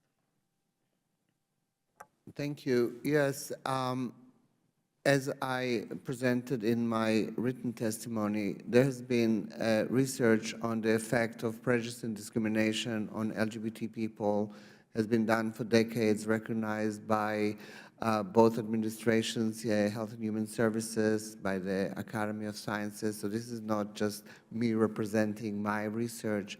And what we've seen also, before I get to your effect of those types of attitudes, that violence, disrespect, bullying for youth is a very common experience for LGBT people.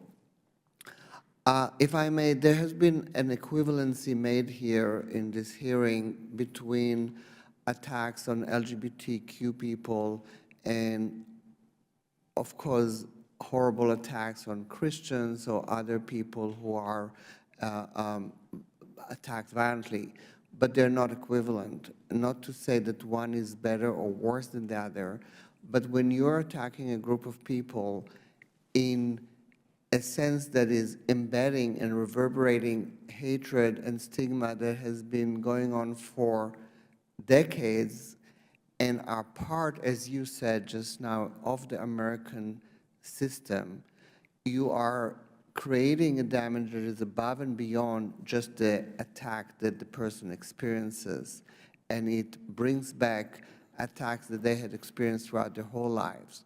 Being Christian is not a stigmatized position in American society. It is very valued, and it's a good thing. But to be attacked for being Christian has a different nature. Again, not that I am supporting any attack or any discrimination.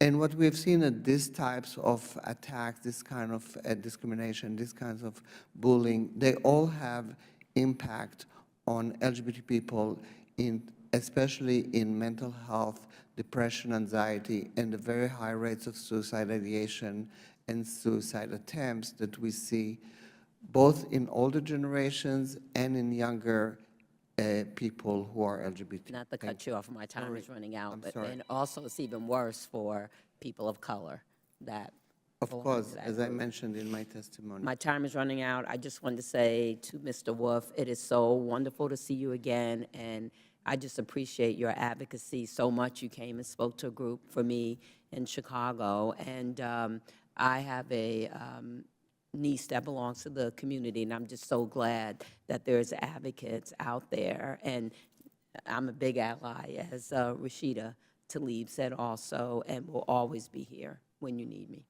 Thank you. Thank you. I appreciate that. The gentlewoman from New Mexico, Ms. Harrell, is recognized for 5 minutes. Thank you, Madam Chair, and thank you for serving, and I wish you the best of luck. And this is, of course, our last meeting together, and I just thank you for your leadership. And I also thank you for hosting this hearing. And my deepest condolences, obviously, to the first panel that was here in regards to the recent shooting in Florida. The targeted attacks remind us, unfortunately, of a cruel reality, is that we live in a nation that now faces threats from evil people, and this is unfathomable. It happens all the time. And while I appreciate what Dr. Meyer just said, I disagree, because I think any attack on any group of people, regardless if it's a religious group, because I would point out that there have been over 280 murders against our law enforcement family. And how does that differ from, for instance, a religious group or an LGBTQ group? Or I just think any kind of evil attack on any group of people should be stopped in this country. There is no room for it.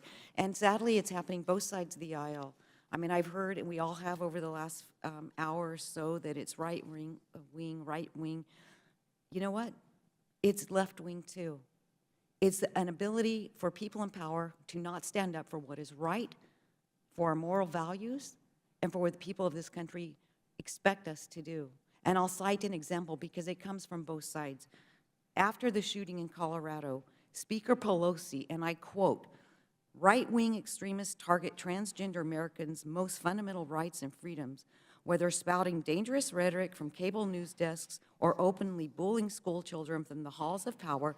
MAGA Republicans are cruelly undermining the safety and well-being of our transgender community." End of quote. That's not based on science. That's based on pushing the American people further apart and making everything more divisive. Because everyone on this side of the aisle who spoke today has truly said they hate to see this crime against any group of people in this country. And when we offered condolences to those who have suffered through the tragedy, we were faced with searing criticism. The violent rhetoric translating into violent actions, it's not merely a concept, it is a real reality. And sadly, you know what? We could fill this entire committee hearing for the rest of the year into 118, the new committee. We could have hearings against violence against judges, clubs, abortion clinics, hospitals, schools, grocery stores, business owners, malls, law enforcement. Because we've allowed the media and social media platforms to drive the narrative instead of having real conversations right here in these committee rooms where we can come together and find solutions that protect all Americans. Every single American deserves to live in a country where they can live in a society that affords them every level of security. We cannot accept the violence as an approach to solving problems that we face each and every day, or demonize each other as an excuse not to engage with those that we disagree with. And I urge my colleagues, let's stop shifting the blame and instead work together to build an America that truly lives up to its promises of life, liberty, and the pursuit of happiness for everybody.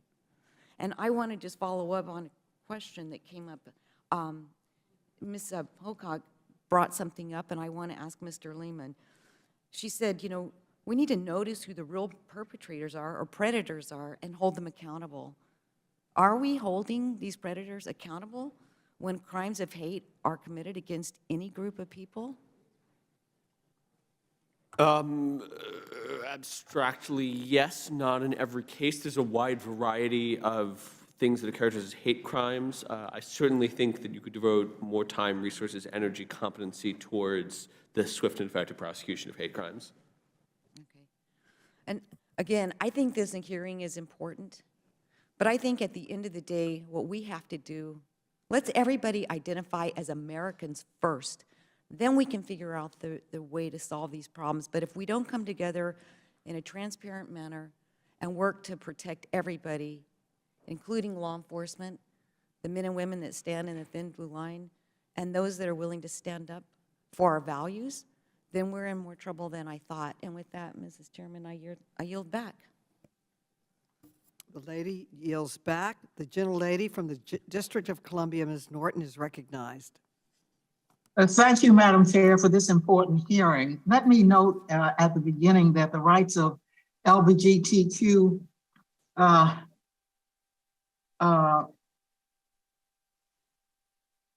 District of Columbia residents are particularly at risk with House Republicans in the majority. Republicans have consistently tried to overturn DC local laws protecting this community, the LGBTQI community, including trying to overturn DC's marriage equality law, blocking DC's domestic partner law, and allowing religiously affiliated schools in DC to discriminate against LGBT students. Statehood, of course, is the only way to ensure DC's laws are not undemocratically overturned. So I'm proud that since Democrats took the House 4 years ago, we have advanced critical legislation to protect and expand the rights of the LGBT community to live their own authentic lives.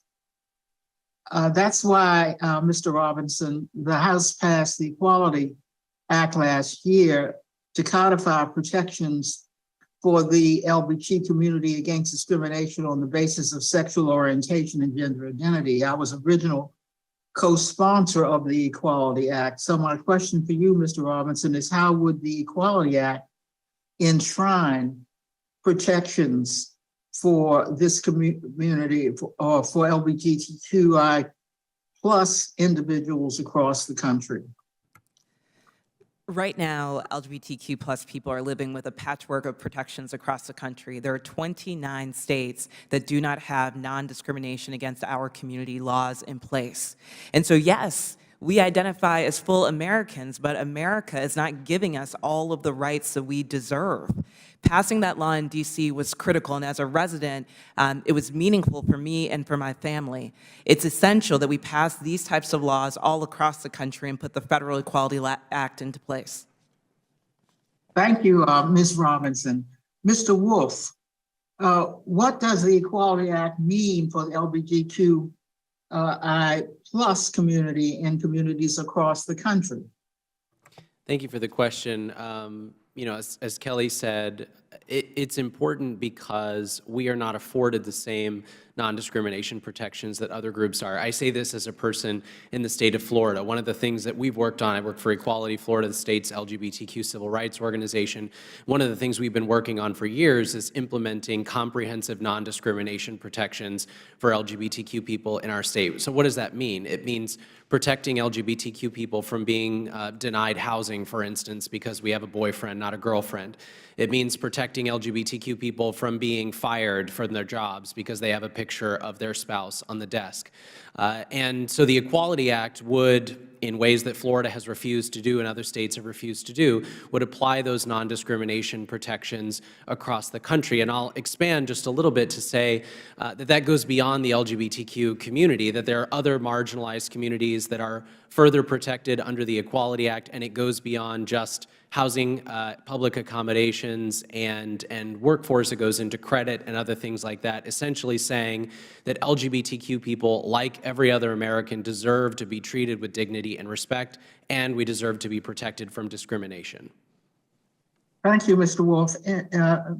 Ms. Peacock, in June, this committee favorably reported the LGBTQ plus Data Inclusion Act to the full House, and it which passed historic legislation in commemoration of Pride Month. Monthauser, an original co-sponsor of that bill. This bill would expand the collection of voluntary self-disclosed information regarding sexual orientation. It would help to ensure policymakers can better understand the specific challenges that this community faces. So Ms. Peacock, what kinds of specific challenges do the LGBTQI plus people who you serve in your community face in the areas of health, care, housing, and education? Thank you for asking that question. You know, we see double, sometimes triple the rate of suicide risk, school truancy, lack of care. I had one 13-year-old show up at our center who was living on the streets because it was safer than home. About a third of our young people experience homelessness. So it's so important to track data so that one, we know how well we're doing for these young people, and two, so we can prevent the things that they're facing. Thank you. The gentlelady's time has expired. Mr. Cloud is now recognized. Mr. Cloud. Thank you, Madam Chair, and thank you, Ms. Pocock, for staying online. I know you're not in the room. We haven't forgotten you're there. Appreciate you being here. I was curious to get your thoughts just really on, in the context of this conversation we're having today, what the role of the traditional nuclear family is in society today, and what your take is on that. Thank you for having me. I recently had a surgery, and so I'm not able to fly. So I really appreciate the opportunity to testify virtually. So, you know, what I can tell you is that research shows that young people who are connected with trusted adults, whether it be parents, in fact, just one trusted adult reduces the risk of suicide by 5 times. So the reality is, you know, family structure is important. And, you know, those of us in this community know that we have family structures in which our children are very taken care of, have great health outcomes, similar to others who might be in different structured households. But the truth is anyone can be a trusted adult and impact the outcomes for young people. And so that's why we're constantly educating the community, be the trusted adult for the young person. No matter where you are, you could be a teacher, you could be a neighbor. If that young person trusts you, they can come to you with a difficult problem they're facing, and that will reduce their risks. Do you believe that parents have a right to be involved in these sort of discussions with their children in school? So we have I think about 100 parents who participate in our programs to support their young people. And so at Inside Out, we believe that if parents want to show up as a partner in the success of their young people, they're going to have healthier outcomes. So for example, but do parents have a right to know is my question. Like, do parents have a right to know what? What their child is dealing with? For example, if there's a child or a teenager in school who's questioning their identity or those sorts of things, do parents have a right to know and be involved in that discussion? Well, I'd say, you know, it depends. Again, we have young people who show up at our space who are leaving unsafe, abusive homes. And in that case, you know, we have to do everything we can to make sure that young person is safe and protected.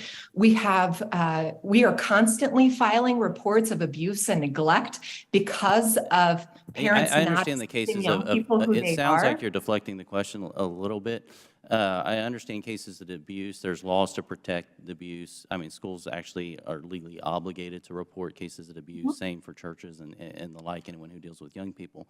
But, you know, do parents have a right? Should they be informed about what's going on?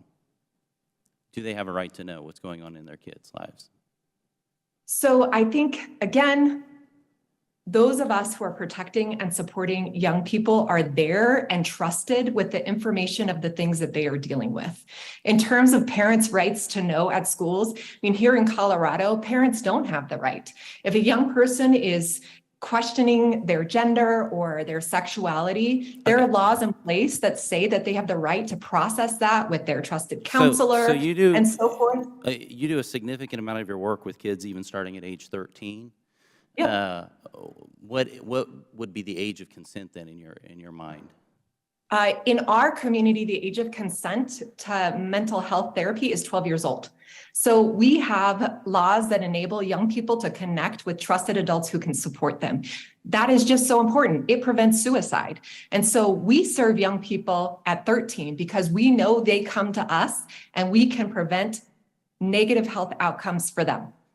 Okay. Lately, we've seen a lot of people in the news coming out detransitioning. Could you speak to that phenomenon and what's that person going through? Did they get it wrong? Were they going through a period? Is it just a fluid thing? I mean, could you speak to that? Well, you know, I can't really speak to an individual's personal experience. I mean, you know, somebody's gender is just a really personal experience, but I can speak to you. I've been in this work for a long time. I know a lot of trans folks, close friends, family members, and I just never heard a case of anyone detransitioning. So I honestly don't think it's a real. There's a number of cases in the news right now where this is happening, and the concern for parents have is, you know, we've all had awkward teen years where we've questioned things in existence and a lot of things, and the question is kids who are maybe making a permanent decision even without the input of their parents and making irreversible decisions. You know, there's some who've talked about they can't have kids anymore and they wish they could and the like. And so I'm curious how we would work to protect kids. I wish we had more time. Gentleman's time has expired. Because I think this is an important issue to get into. But thank you for being here. Thank you. The gentleman from Maryland, Mr. Raskin, is recognized for 5 minutes. Madam Chair, thank you. And I want to start just by saluting you for your extraordinary and energetic leadership of this committee and your historic leadership as the first woman ever to be the chair of the Oversight and Reform Committee. And we will continue on all of your major priorities with respect to the census, the post office, fairness in the immigration process, and of course the Equal Rights Amendment, which we know is so close to your heart. So thank you for everything you've done for us. I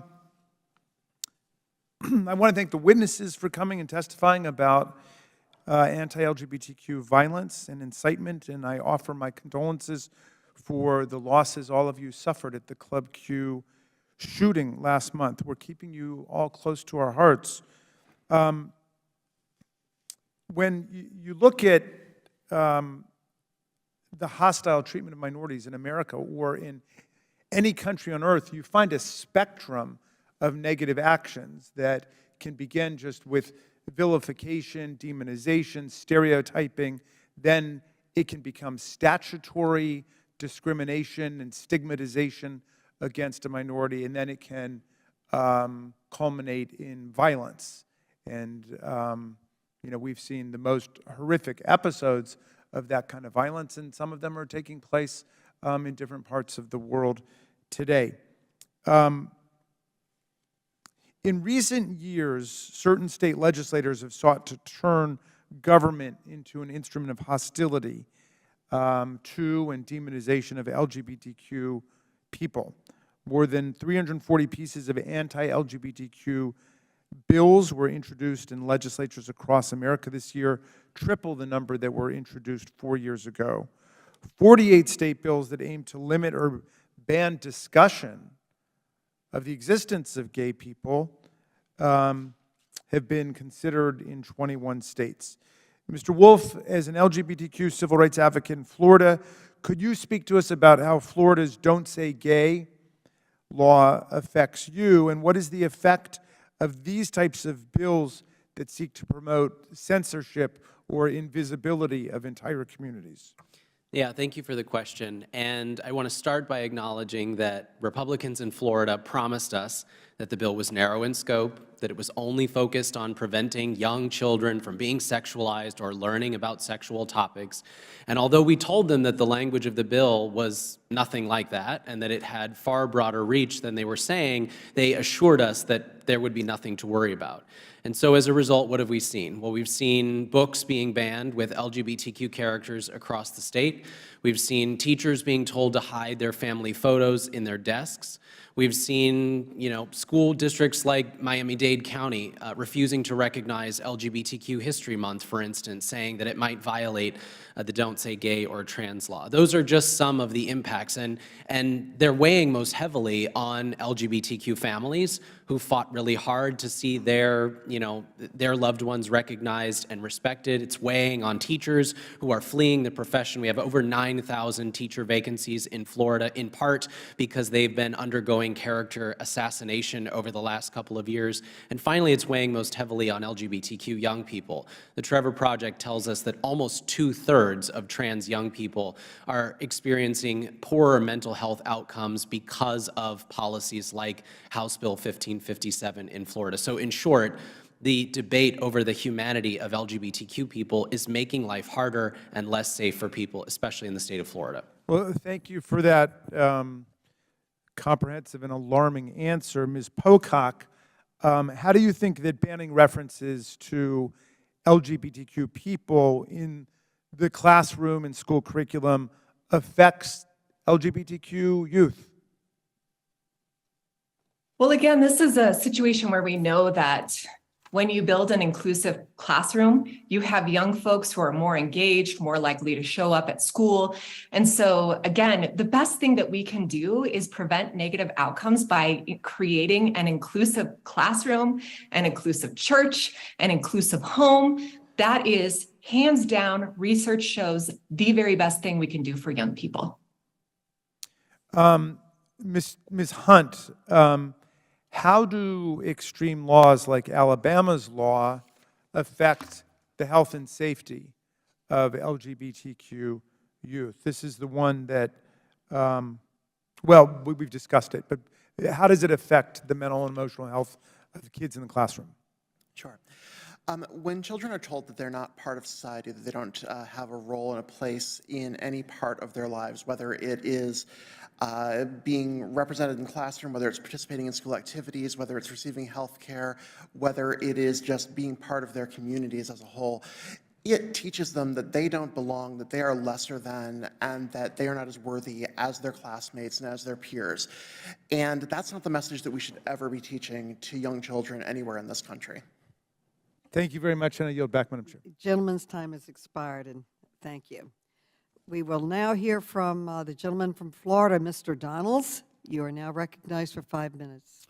Thank you, Madam Chair. And Madam Chair, it has actually been a pleasure to serve with you. I know we have had disagreements in this committee, but I think what the American people probably don't know is that we've also had very cordial conversations, whether it's in the committee room itself or in the chamber, the House chamber, or in the hallways. And so with whatever the next steps are in your life, good luck, God bless, and I know that this place will miss you.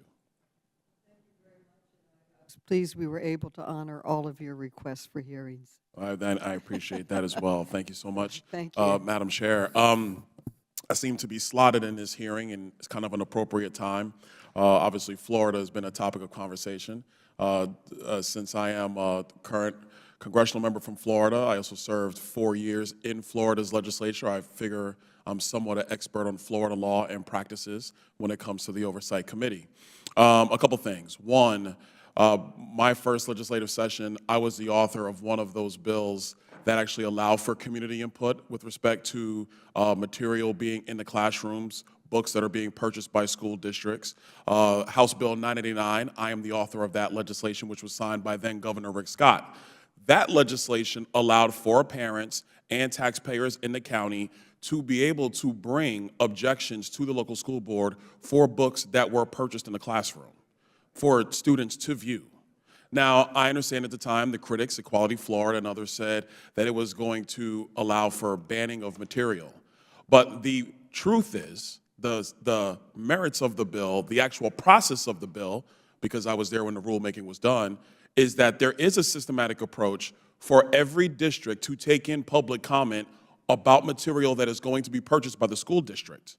And then the school district is the one that goes through the purchasing decisions of said material. So I guess my questions for the panel is, do you think it is appropriate for the taxpayers in the county and the parents in the county to actually be at the table when materials are being purchased by the school district using taxpayer money? Mr. Wolf, I'll start with you. We can go down the list. Sure. Equality Florida's stance, and my stance has always been that community involvement in education makes education better for young people. And it's important that the entire community is engaged when we're talking about what books we want on shelves, what things we want to be learning in the classroom. The unfortunate part is that that's not happening in the state of Florida. I'll give you an example. Palm Beach County Schools, as a result of the passage of HB 1557, went around the community review process and universally banned, by decree of the superintendent, a whole host of books that had LGBTQ characters in them, that were written by Black authors. And the reason given was that it might be in violation of HB 1557, HB 7. Real quick point on that. So does the superintendent have the authority, since they are hired by the school district, and the school district is the body that spends taxpayer money, is responsible for dispensing education, is it the responsibility of the superintendent to actually examine material that should be in the front of children? Doesn't the superintendent have the responsibility to examine material and make the determination whether it is suitable for a child, let's say, who's 8 years old or 10 years old? Well, I would argue that you just contradicted yourself. I did not contradict myself, Mr. Wolf. I'm saying that the superintendent also has that ability. It can't be either the superintendent does it by decree or the community gets input. I would argue that superintendents do a lot of things by decree, not just in Florida, but across the country. But 989, the bill that I sponsored, was for material is purchased before it comes into the school district. Now, once the material is in the school district, yes, the superintendent and his or her assigns can go through and systematically decide what material is allowed in the classroom or not. Okay, this is the one thing I don't like about congressional hearings, because they give us 5 minutes and there's so much we could have gotten into. One of the reasons I'm sponsoring changes to House rules, but that's another story for another day. I do want to come quick to the essence of the hearing. The violence that has been exhibited against people from the LGBTQ community is horrendous, and it is obscene, and it should not be tolerated. We were actually in a somewhat similar hearing yesterday on a somewhat similar topic. And when it comes to violence, my thought processes do not change. We cannot tolerate any of that. At the same time, the thing that we also have to be cognizant of is how we label the perpetrator of said violence. Because the narrative in our politics is that violence against Black people or violence against LGBTQ people are somehow coming from white-wing extremists. That is dialogue that has happened in this hearing today. But Mr. Wolf, I remember when Pulse shooting happened. I was in the legislature at the time. I remember it was horrific then. The shooter in question is somebody who actually assigned themselves and subscribes themselves to ISIS, and to ISIS theological leanings, not a right-winger, not a left-winger, somebody that has views that are abhorrent here in the United States. So I think if we're going to discuss these things, we have to make sure. I know I'm over my time, Madam Chair. I apologize. But no, you're good. But I think that what we have to make sure is that we stand up against hate and violence, but we do not at the same time cast aspersions on our fellow Americans until we actually understand the motives of the individual assailants and then deal with it properly. With that, I yield back. The gentleman yields back. The gentleman from Texas, Mr. Fallon, is now recognized. Thank you, Madam Chair. You know, I want to just speak from the heart and be rather just authentic. And listen, I was listening to the testimony earlier, and what we always fear, you know, as a child, you'd fear the boogeyman and the six-armed lady in the closet and all these, you know, illogical fears that we have. But unfortunately, there are folks that are in the wrong place at the wrong time with evil that lurks. Mr. Wolf, you were one of those folks, you know, being there. It's horrific, as my colleague said, and my heart goes out to you. What I want to avoid, though, is to place blame on people that have a different political philosophy, because the vast majority, and I'm talking 99.999, and you just keep going, of Americans don't want to harm anyone and don't harm anyone. And so to place blame on an ideology, because I think you said earlier, right-wing extremism, I caught that, and I'm sorry because we were running different hearings. And do you fear, Mr. Wolf, left-wing extremism? I would say that based on the Department of Homeland Security's recent report that said domestic terror threats are focused right now on communities like mine, that has driven fear around how the rhetoric people use about LGBTQ people may result in violence. So you don't, so you don't fear left-wing extremism? You have an example of a left-wing extremist do you know who engaging in anti-LGBTQ? Do you know who James T. Hodgkinson is? I don't. Okay. Do you know of any historical incidents where there were multiple members of Congress murdered or assassinated? Are you aware of any? Our country's 250-year history. Yes. I'm not aware of any multiple incidents like that. I don't think it has happened, fortunately, in history, because we go down a very dark tunnel if it did occur. But it almost did occur. A few years back, James T. Hodgkinson shot Steve Scalise, who's now the majority leader, will soon be the majority leader in the next Congress, and almost killed him. And was asked, do you know James T. Hodgkinson's political affiliation? He was a Bernie Sanders acolyte. He was a big fan of Bernie Sanders. None of us blamed Bernie Sanders for that shooting because he didn't do it. Now, there's rhetoric on that side that could encourage very unstable people, but unstable people are dangerous inherently. And the thing is, if Steve Scalise wasn't there because he had a detail, because he was, I believe, the minority whip at the time, I wasn't here, he had a security detail that ended up eliminating that threat and killing that man. Had he not been there, you're probably looking at 15 to 20 Republican members of Congress that would have been murdered. He even asked, because they were at a baseball practice in the morning, he even asked, are you Republicans? And when they said yes, that's when the rifle came out and that's when the gun came out. The only person responsible for that shooting was that man, no one else. And that's what we had, and I'm trying to be very careful about that, because would you agree that this is something that a member of Congress should say, talking about folks that we disagree with? There were several quotes. Sorry. That's what happens when you go on to multiple committee hearings here. Would you agree with this? If a Republican said, we got to stay on the street, and we've got to get more active, and we've got to get more confrontational. We've got to make sure that they know we mean business. You find that incendiary at all? If we're talking about peacefully protesting injustice, confrontational, getting in their face. There needs to be unrest in the streets. You think that could be incendiary at all? I don't know the context of what you're talking about. All right, well, there was Ariana Presley and Maxine Waters, Democratic members of Congress, said that. And, you know, I don't want people to get in somebody's face and get confrontational. They can certainly disagree, and we can disagree civilly. But the Pulse nightclub shooting, was that perpetrated by a right-wing extremist? The Pulse nightclub shooting was perpetrated by a man who pledged allegiance to ISIS. So the answer to that question would be no. I don't know what his... I don't think there's many ISIS members that are terrorists and also GOP voters. In fact, I would venture a guess that that doesn't exist on the planet. To clarify, I didn't say GOP voters. Okay. You said right-wing extremists. So we would classify the evil individual that murdered 49 and wounded 53 and probably gives you nightmares and will for the rest of your life. It was not a right-wing extremist. Was that a question? Yes. I would say this hearing is about the structural and systemic issues that are escalating anti-LGBTQ violence. Well, you know, we got to be careful about our language because we don't want to point fingers at anybody other than the people that actually perpetrate this evil and this criminal violence. We have a method of redress in this country. We're very free to do so, and that's why I've always condemned all political violence, because there's no need for it, because we do have the right to protest. And I am very sorry about what you and those other victims went through. It's horrific, and I'm praying for you. God bless. Gentleman's Thank time you. has expired. Yield back. The gentlewoman from Missouri, Ms. Bush, is now recognized for 5 minutes. Ms. Bush.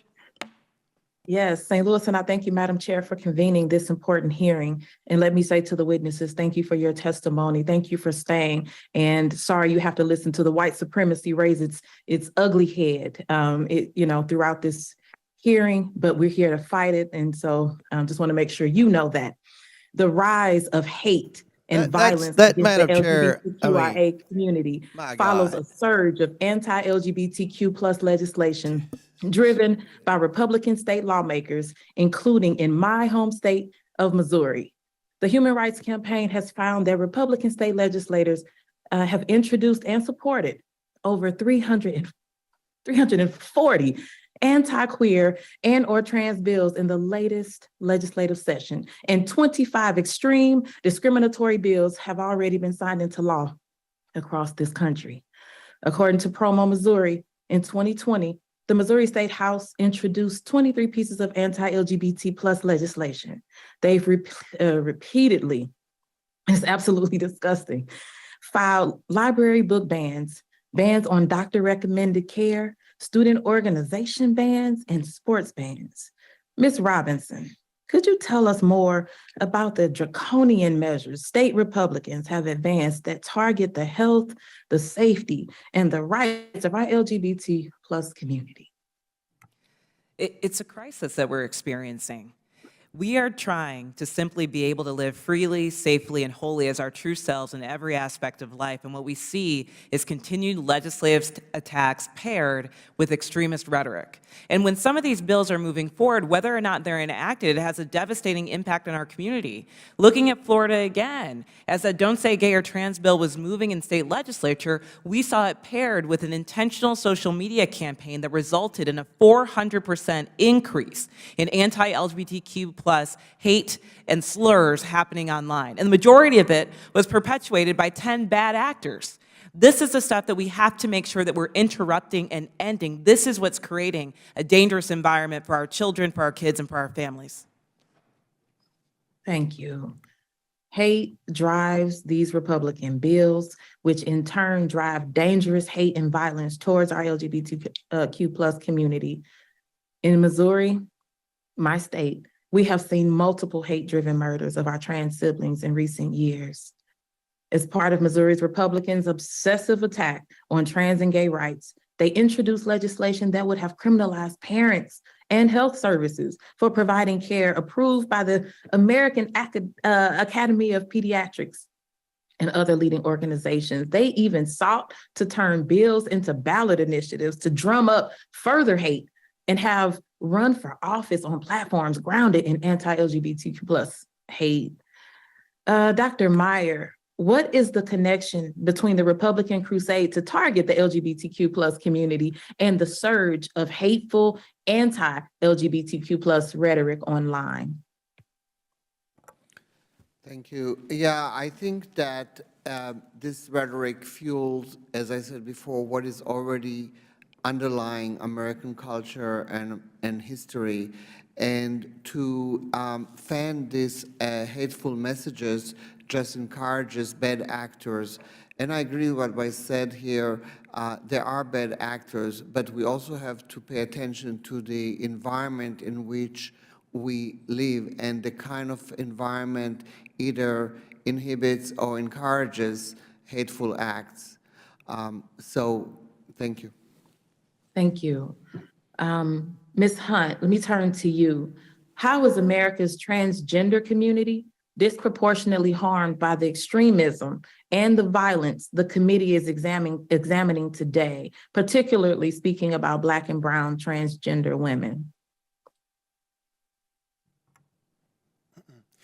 One thing that we see repeatedly in the studies that we've done on the trans population is that trans people are about, on average, 3 to 4 times as likely to experience almost any negative outcome that you can expect in our society, be that unemployment, direct violence, negative experiences with the police, homelessness, discrimination in healthcare, anything along those lines, tends to hit trans people about 3 to 5 times as high as national, 3 to 5 times as much as the national average. And what we see consistently through all of these numbers is that trans people of color, and particularly Black trans women and Indigenous trans women, experience 3 to 4 times as high negative results or negative outcomes on all of those factors. Thank you. The rise of anti-queer and or trans extremism is a danger to our country, our nation, and we must act swiftly and urgently to eliminate it. Thank you, and I yield back. Gentlelady's time has expired. The gentleman, the Madam ranking Chair. member from Kentucky, is now recognized. Mr. Comer for 5 minutes. Thank you, Madam Chair. You know, I'm not even going to comment on what Ms. Bush said, but I'll say this. Crime's going to be a top priority for the Republicans on this committee in the next Congress. And perhaps Ms. Bush could come give us some pointers on how she's reduced crime in St. Louis since she's been in Congress, and what her ideas are to further reduce crime in St. Louis. But wait a minute, St. Louis has one of the highest crime rates in America. So maybe she can come tell us how to secure the border and give her expertise on crime moving forward, because that's what the issue is in America. We have a crime rate that's out of control, and we have to do better in America. Mr. Lehman, your testimony makes the case that hate crime offenders are not specialists. These criminals often have prior criminal offenses. Can you explain how our current justice system is set up to handle bias-based crimes? Can you just clarify what specific component you're asking about? Abstractly, how bias-based crimes work, or how we're responding to them currently? Both. The law of bias-based crime or hate crime varies across jurisdiction, varies across state. You'll observe, for example, there's a marked increase in offenses against transgender people reported to the FBI since 2012. A lot of that's just because prior to that, hate crime laws in many states did not incorporate transgender people, and they still don't in some states. In most cases, a bias-motivated defense is hate crimes are enhancements to other offenses. They're charging enhancements to another offense. So if I shoot somebody, I would get one sentence, and if I shoot them in a way that is provably motivated by my beliefs about them or their membership in a protected class, there can be a higher sentence associated with it. Does that answer the question?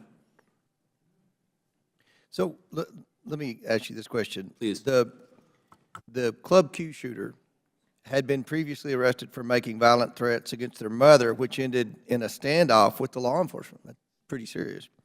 The case was dismissed due to the family's refusal to cooperate.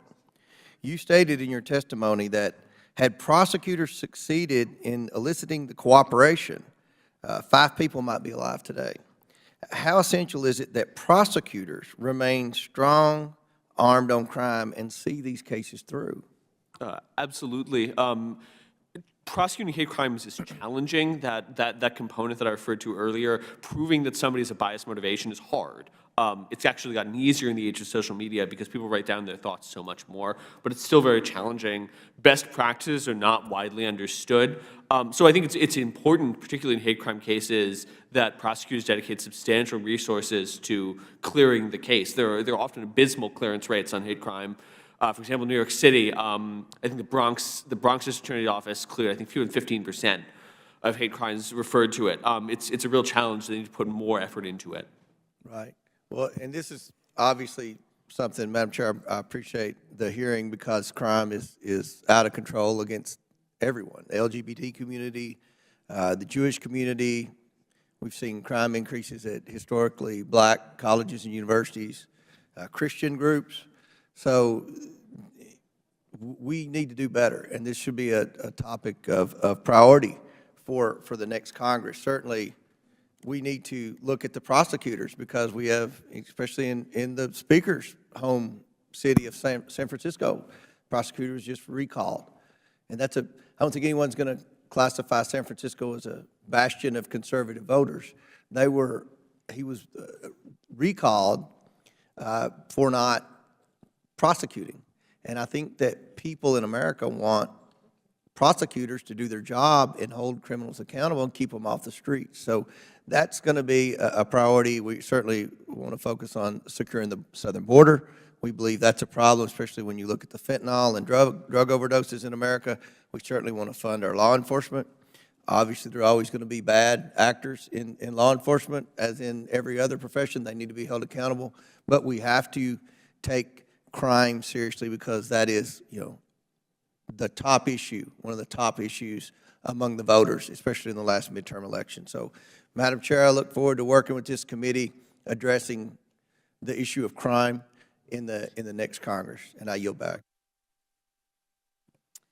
Okay, the gentleman from Massachusetts, the gentle lady from Massachusetts, Ms. Presley, is now recognized for 5 minutes. Thank you, Madam Chair. Earlier today, we heard from survivors of the Club Q nightclub shooting in Colorado Springs and the Pulse nightclub shooting in Florida. I certainly look forward to a day where people do not have to relive their trauma in order to compel action. But I am grateful for the survivors who spoke today. Thank you for turning the deep pain and trauma that you've experienced into purpose. Hearing these accounts today was heartbreaking, and we know that your lives have been changed forever. In response to this tragedy, the fact that you have come here displaying great dignity and poise in the midst of it all certainly makes this institution better, and we thank you. Now, in stark contrast, we have Republicans in state legislatures across this country who continue to introduce and pass legislation undermining the rights of LGBTQ people, despite clear evidence that these tactics cause violence and loss of life. Certainly here in Congress, we don't need to be reminded that hate speech leads to hateful violence. January 6th was certainly evidence of that. Now, in my congressional district, healthcare providers have experienced threats and attacks that have disrupted their provision of medical care to the LGBTQ community, who are already disproportionately facing barriers in accessing healthcare. Dr. Meyer, how do LGBTQ plus individuals disproportionately experience health inequities? Thank you. I think the challenge for LGBTQ people in seeking healthcare is that providers are not qualified enough or not knowledgeable enough.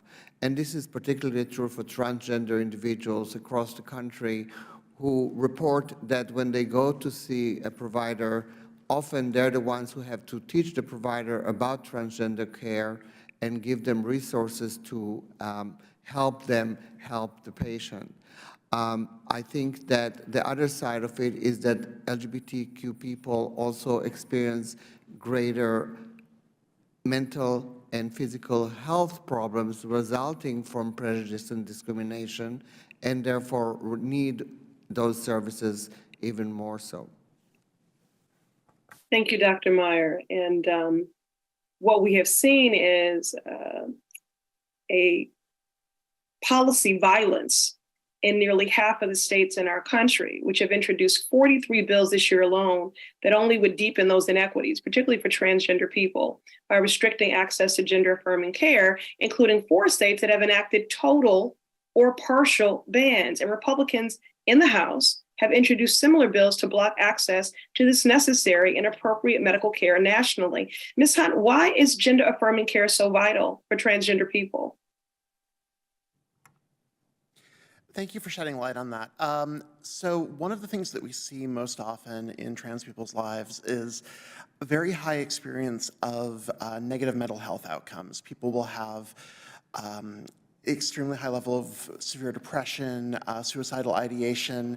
There are a lot of numbers that have floated around in social media spaces for years, sourced back to some of the surveys that we did 7 and 14 years ago, specifically on these subjects. And one of the things that we've found in subsequent studies done by several organizations, including the Trevor Project, is that just providing access to transition-related medical care reduces the significant negative mental health outcomes for transgender youth by nearly 2/3. When we have a treatment that is just that effective in improving people's lives, it is fundamental that we need to make sure that everybody who needs that care is able to access it. This is something that improves and is necessary for trans people to fully participate in society. Thank you. Thank you. Absolutely. Transgender individuals deserve to receive essential life-saving gender-affirming health care, and our medical personnel should be able to provide it without fear of being attacked. Last month, I joined colleagues in sending a letter to the Department of Justice regarding the violent anti-trans threats that have been made against providers of gender-affirming care and the ways that online platforms are fueling this violence. I just want to close with Mr. Wolf. I believe it is really important to center survivors in our discussion here. So let me close with you. How have these threats impacted you and your fellow survivors personally? Yeah, thank you. Well, first of all, it breaks my heart because it has resulted in further violence. It's really hard to have gone through something like Pulse and have a desire to make the world a better place and to ensure that no community ever goes through it again, and then to turn around and see it recur, not just in Colorado Springs, but really around the country. So I can say that it's been a very challenging time for people in Orlando. It's a challenging time for survivors of violence against LGBTQ people. And I also am grateful for this committee. I'm grateful for this hearing that we're shining a light on what I think is an urgent crisis in the country. The gentlelady's time has expired. The gentlewoman from California, Ms. Porter, is now recognized for 5 minutes.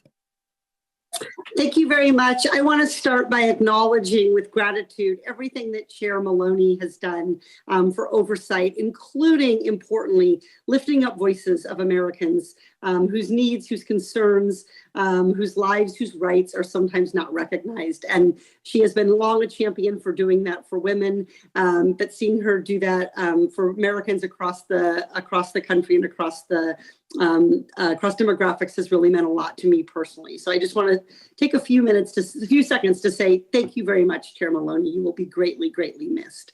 And I will continue to admire and be inspired by you as I work on oversight in the coming years.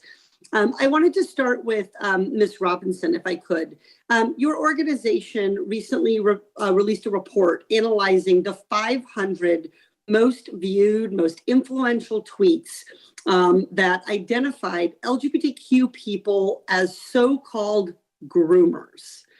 The groomer narrative is an age-old lie to position LGBTQ plus people as a threat to kids, and what it does is deny them access to public spaces. It stokes fear and can even stoke violence. Ms. Robinson, according to its own hateful content policy, does Twitter allow posts calling LGBTQ people groomers? No, I mean, Twitter, along with Facebook and many others, have community guidelines. It's about holding users accountable to those guidelines and acknowledging that when we use phrases and words like groomers and pedophiles to describe people, individuals in our communities that are mothers, that are fathers, that are teachers, that are doctors, it is dangerous. And it's got one purpose. It is to dehumanize us and make us feel like we are not a part of this American society. And it has real life consequences. So we are calling on social media companies to uphold their community standards. And we're also calling on any American that's seeing this play out to hold ourselves and our community members accountable. We wouldn't accept this in our families. We wouldn't accept this in our schools. There's no reason to accept it online. So, I mean, I think you're absolutely right. And it's not, this allegation of groomer and pedophile, it is alleging that a person is criminal somehow and engaged in criminal acts merely because of their identity, their sexual orientation, their gender identity. So this is clearly prohibited under Twitter's content, yet you found hundreds of these posts on the platform. Your team filed complaints about these posts, correct? Yes. And how often did Twitter act to take down these posts, which violated its own content policy? Very rarely.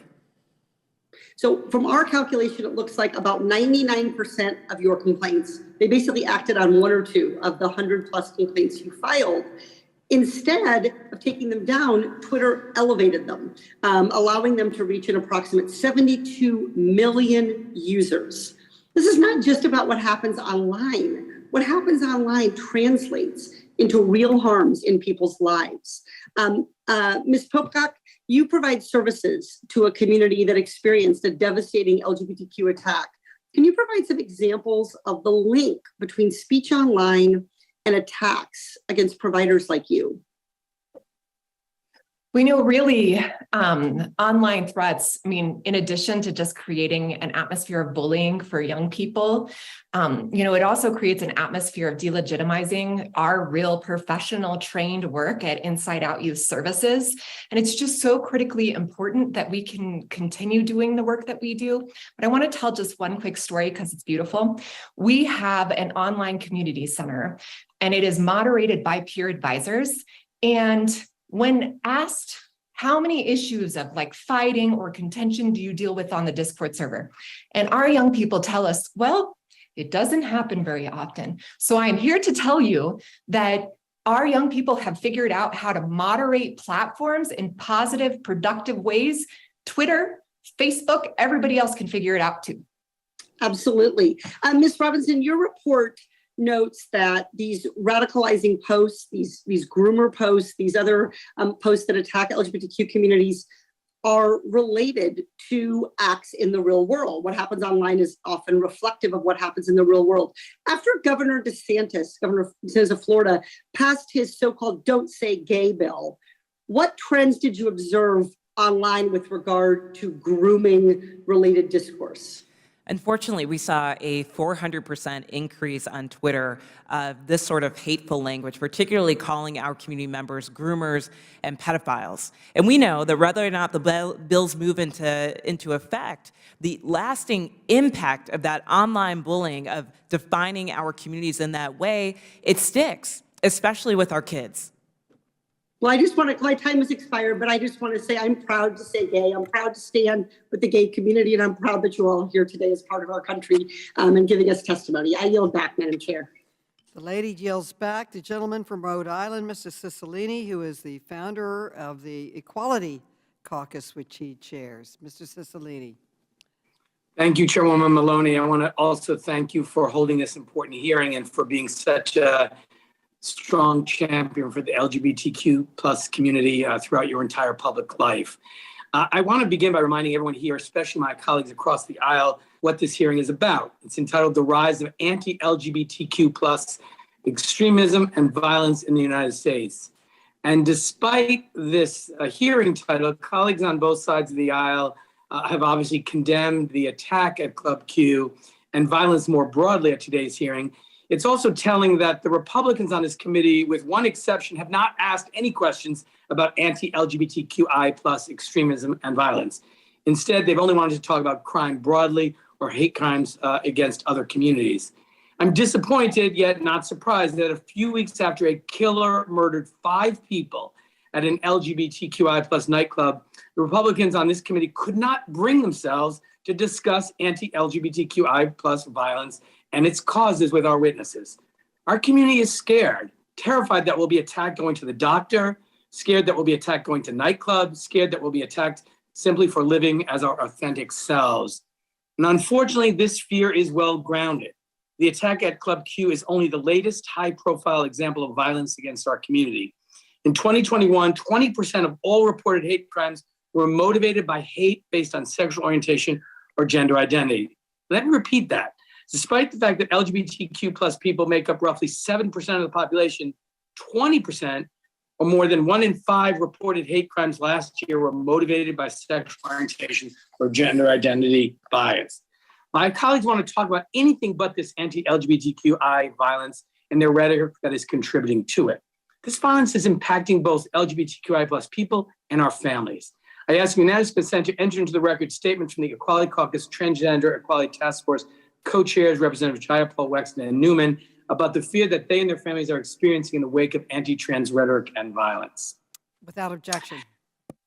No one should have to fear violence because of who they are or who their family members are, but this violence is not happening in a vacuum.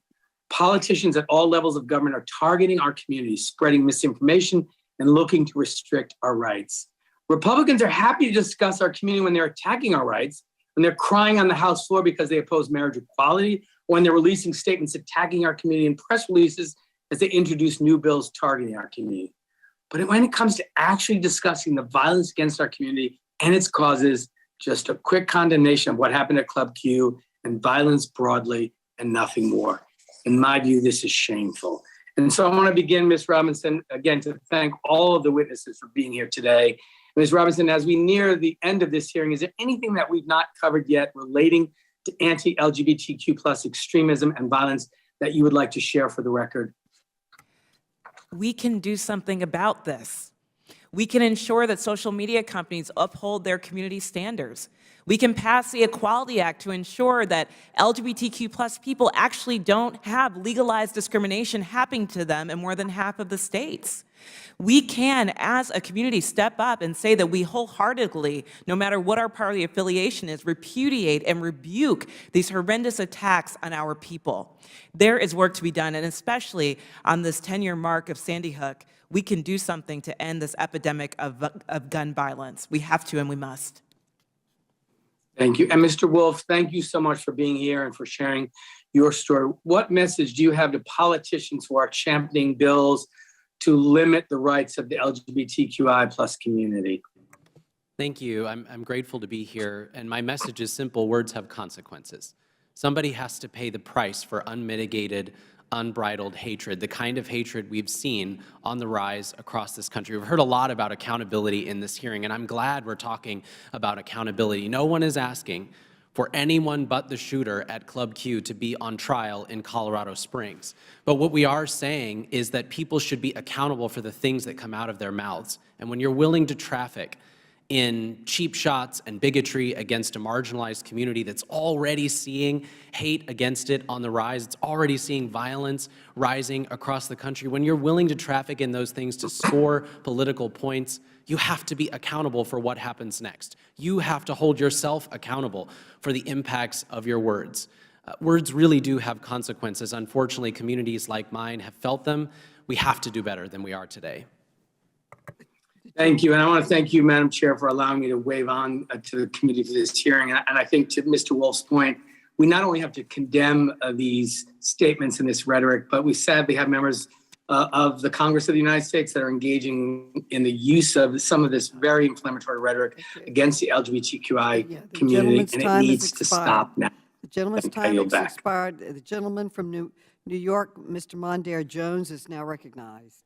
Well, thank you, Madam Chair, and I join the chorus of my colleagues in celebrating your tremendous service in this body over the past several decades and your just stalwart championing our community, the LGBTQ+ community. So thank you for that.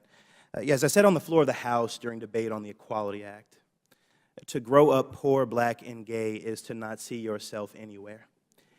It is also to feel completely unseen as so many people around you invalidate your very existence. Growing up, like many people in this room, I suspect, I watched as mostly as straight politicians, many of them white, many of them men, used my basic human rights as a political football to further their careers. And now, as the first openly gay black member in this body, I'm even more familiar with the vile anti-LGBTQ rhetoric that terrorizes our community and that somehow is even more harmful when it's aimed at queer people of color. Let me also just say, to amplify what Representative Porter had discussed previously, that I and people on my team have also reported many of these Twitter accounts that have hurled explicitly homophobic insults at me in particular, and have received emails stating that they are not somehow in violation of Twitter's purported standards. And so clearly there's something amiss at Twitter, but I think many of us have known that now for the past few months, given the leadership changes. Many of us are scared for our lives, and rightfully so. LGBTQ Americans know that gay bars and clubs are sanctuaries for our community to gather without fear of being judged simply for being who they are. For many, these spaces become second homes where we can experience the full freedom to be ourselves. Such was the case for me. In my first year of law school, when I was still closeted, the gay bars of New York City were the only place I could be my authentic self, and those spaces helped me to come out and to be the man, the congressman that I am today. I cannot imagine my journey to self-acceptance and understanding without these sanctuaries, which are now under assault. The horrific mass shootings at Pulse nightclub and Club Q create fear among LGBTQ Americans that gay bars and clubs, these places of refuge for members of our community, are no longer safe. These attacks, alongside other acts of violence against our community, and the growing chorus of hate and disinformation against LGBTQ people tell us that over the past few years, this country has become a more dangerous place for us to live, unfortunately.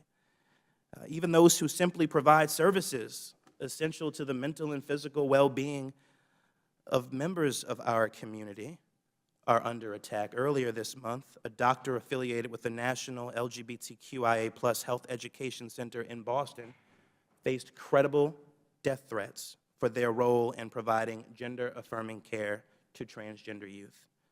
The following day, the First Unitarian Universalist Church in Columbus, Ohio, was forced to cancel a family-friendly, holiday-themed, drag queen storytelling event after far-right extremists from the Proud Boys and the Patriot Front showed up to protest, armed with AR-15s, dressed in military gear, chanting far-right slogans, and performing Nazi salutes. When leaders across the country, including sitting members of Congress, are peddling age-old hateful and false narratives about grooming and pedophilia, these are the types of people who show up in response. A recent Human Rights Campaign report found that as Florida state government enacted its discriminatory Don't Say Gay law, anti-LGBTQ misinformation surged by over 400% on social media platforms. And worse, instead of condemning this deadly wave of misinformation and hate, members of this body have added fuel to the fire. In October of this year, Representative Mike Johnson of Louisiana introduced his own Don't Say Gay bill to amplify this hateful policy on a national scale, and dozens of members of this body co-sponsored that legislation. Shame on them. If enacted, Mr. Johnson's heinous bill would, among other things, prohibit federally funded schools from providing sex education or library books to children under 10 that include LGBTQ topics. In doing so, his bill would send a message to LGBTQ children in the most vulnerable stage of their lives that they are an other whose very existence society refuses to recognize. It is hard, in closing, to listen to the stories of Club Q and post-nightclub survivors and not be in awe of their bravery and resilience. And so I thank you for your courage. I'm furious that our community is forced to live again and again with this pain, but I'm optimistic about the future of this country with your leadership and with people of good conscience in this body. Thank you, and the gentleman's time has expired and votes have been called. So I now recognize the gentleman, Vice Chair Gomez. You're recognized for 5 minutes. Thank you, Madam Chair, for calling this important hearing. And as we've known for far too long, words have consequences, especially when they're coming from our elected leaders. The rise of anti-LGBTQ violence is unavoidably linked with the rise of inflammatory, dangerous rhetoric coming from the far right, especially since the election of former President Trump. Make no mistake, those on the far right who are spreading misinformation and hateful rhetoric are often the same individuals and groups who help orchestrate and carry out the January 6th insurrection. Just like in the aftermath of the 2020 election, extremists are intentionally manufacturing falsehoods about the LGBT community. They are attempting to stir violence and scare Americans as they push their radical agenda to roll back the clock on civil rights. People look to their elected leaders to tell them the truth. Instead, Republican candidates and politicians parrot misinformation and hate larger platform.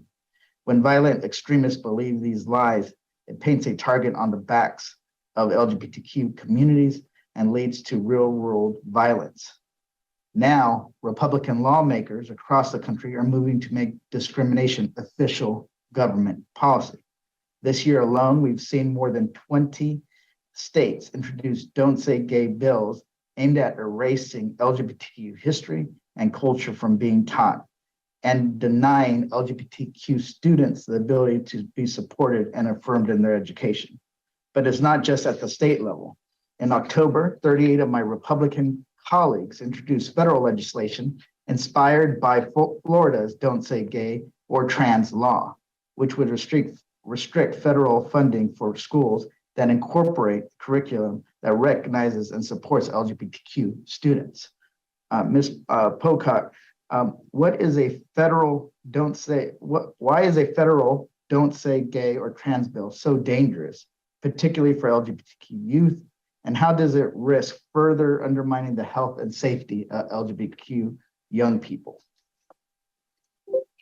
Thank you. The difficulty of a bill like a Don't Say Gay bill is that it erases us. It doesn't amplify to young people their mentors, teachers, congressmen, congresswomen who are similar to them, who are doing really incredible work for our country. It doesn't set the platform up for them to see themselves in their future, but it also minimizes the experience of their families. And so really, again, the best thing we can do for young people is see them, hear them, and recognize them. Thank you. As somebody who has a sibling who's gay, I grew up back in a very conservative area of California back in the 80s, Riverside, and not seeing individuals who had leadership positions or also just straight up discriminated against because they're LGBTQ, gay or lesbian, or non-binary or trans. It was something I know had a profound impact on him, but also on myself. It's something that made me question why things are the way they are. Why are somebody that I care about, somebody that I love deeply, is being punished for who they are? And schools, oftentimes when you don't get that affirmation in your school, then you don't want to go to school. Unfortunately, for a variety of reasons, my brother never finished high school, but he ended up going and getting his GED. He was smarter than I ever was or would be. He ended up going off to UC Santa Cruz and getting his degree, and then became a teacher and educator. But it is showing those examples, I think, does make a difference. So thank you for mentioning that, Doctor, because I think that's what we need to ensure. So this is not the end of this discussion and the end of this fight, but we're going to keep pushing back on that rhetoric that I believe is so dangerous for the health of our young people, but also just for our communities as a whole. And with the last remaining time I have, I just want to congratulate Chairwoman Maloney for her tenure here in Congress, and then also being a champion for women's rights, LGBT rights, the disenfranchised, and ensuring that we have a stronger democracy. With that, I yield back. Congratulations, Madam Chairwoman. Thank you so much. And I now recognize myself. We are experiencing a crisis, and I must say that the panelists, first I want to thank all of my colleagues that participated, but the panel was a particularly articulate and informed one. You gave us a great deal to think about on a very difficult subject.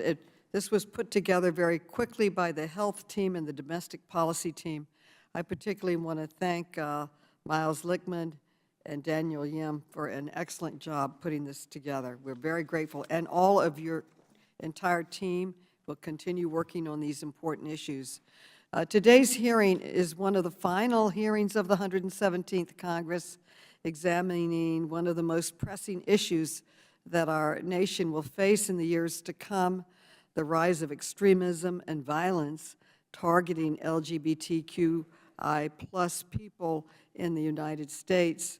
We heard from the brave survivors of violent attacks against the LGBTQI community, nightclubs in Colorado Springs and Orlando. And these stories were heartbreaking because they should not have to be so brave. Like every person who goes out to celebrate with their friends and their loved ones, they deserve to be joyful and free and secure in our country. While today's hearing examined the challenges our society faces in ensuring that LGBTQI people can exist free from violence and bigotry, it also offered a vision for a more inspiring future, one where LGBTQI people have the freedom to live authentically and freely and safely. As our nation continues to grapple with the recent tragedy at Club Q. I hope that we and Congress can look inward and find the courage to not only stand against this bigotry, but to also take bold action to end it. We can do this by building on the progress of the past several months, which includes codifying protections for the same-sex marriages and enacting the first common-sense gun safety package in decades, a package that followed this committee's hearing examining the senseless violence that occurred in Uvalde, Buffalo, and other communities across the United States. But as we remember the 20 children and the 6 educators who lost their lives at Sandy Hook years ago, we are reminded that much more needs to be done to stop senseless bloodshed. I applaud President Biden for his action yesterday in signing the important bill on marriage equality. Now, before I conclude, I would like to enter into the record a number of statements the committee received ahead of today's hearings. These were submissions from my colleagues, Congresswoman Jayapal, Congresswoman Wexton, Congresswoman Newman, Dr. Meredith McNamara, who provides critically needed care to younger patients who are transgender in New Haven, Connecticut, the Whitman Walker Institute, and more than 40 LGBTQI+ rights advocacy organizations in support of gender-affirming care. The National Women's Law Center, the National Education Association, and the United States Professional Association for Transgender Health. There was a tremendous outpouring of support and interest in this hearing. We thank all of you very, very much. And with that, I'd like to conclude by saying that our panelists were remarkable. We thank you for your remarks, and I commend my colleagues. And without objection, all members will have 5 legislative days within which to submit extraneous materials and to submit additional written questions for the witnesses to the chair, which will be forwarded to the witnesses, and we hope we'll have your swift response. I ask our witnesses to please respond as promptly as possible. And with that, this hearing is adjourned, and I am running to vote.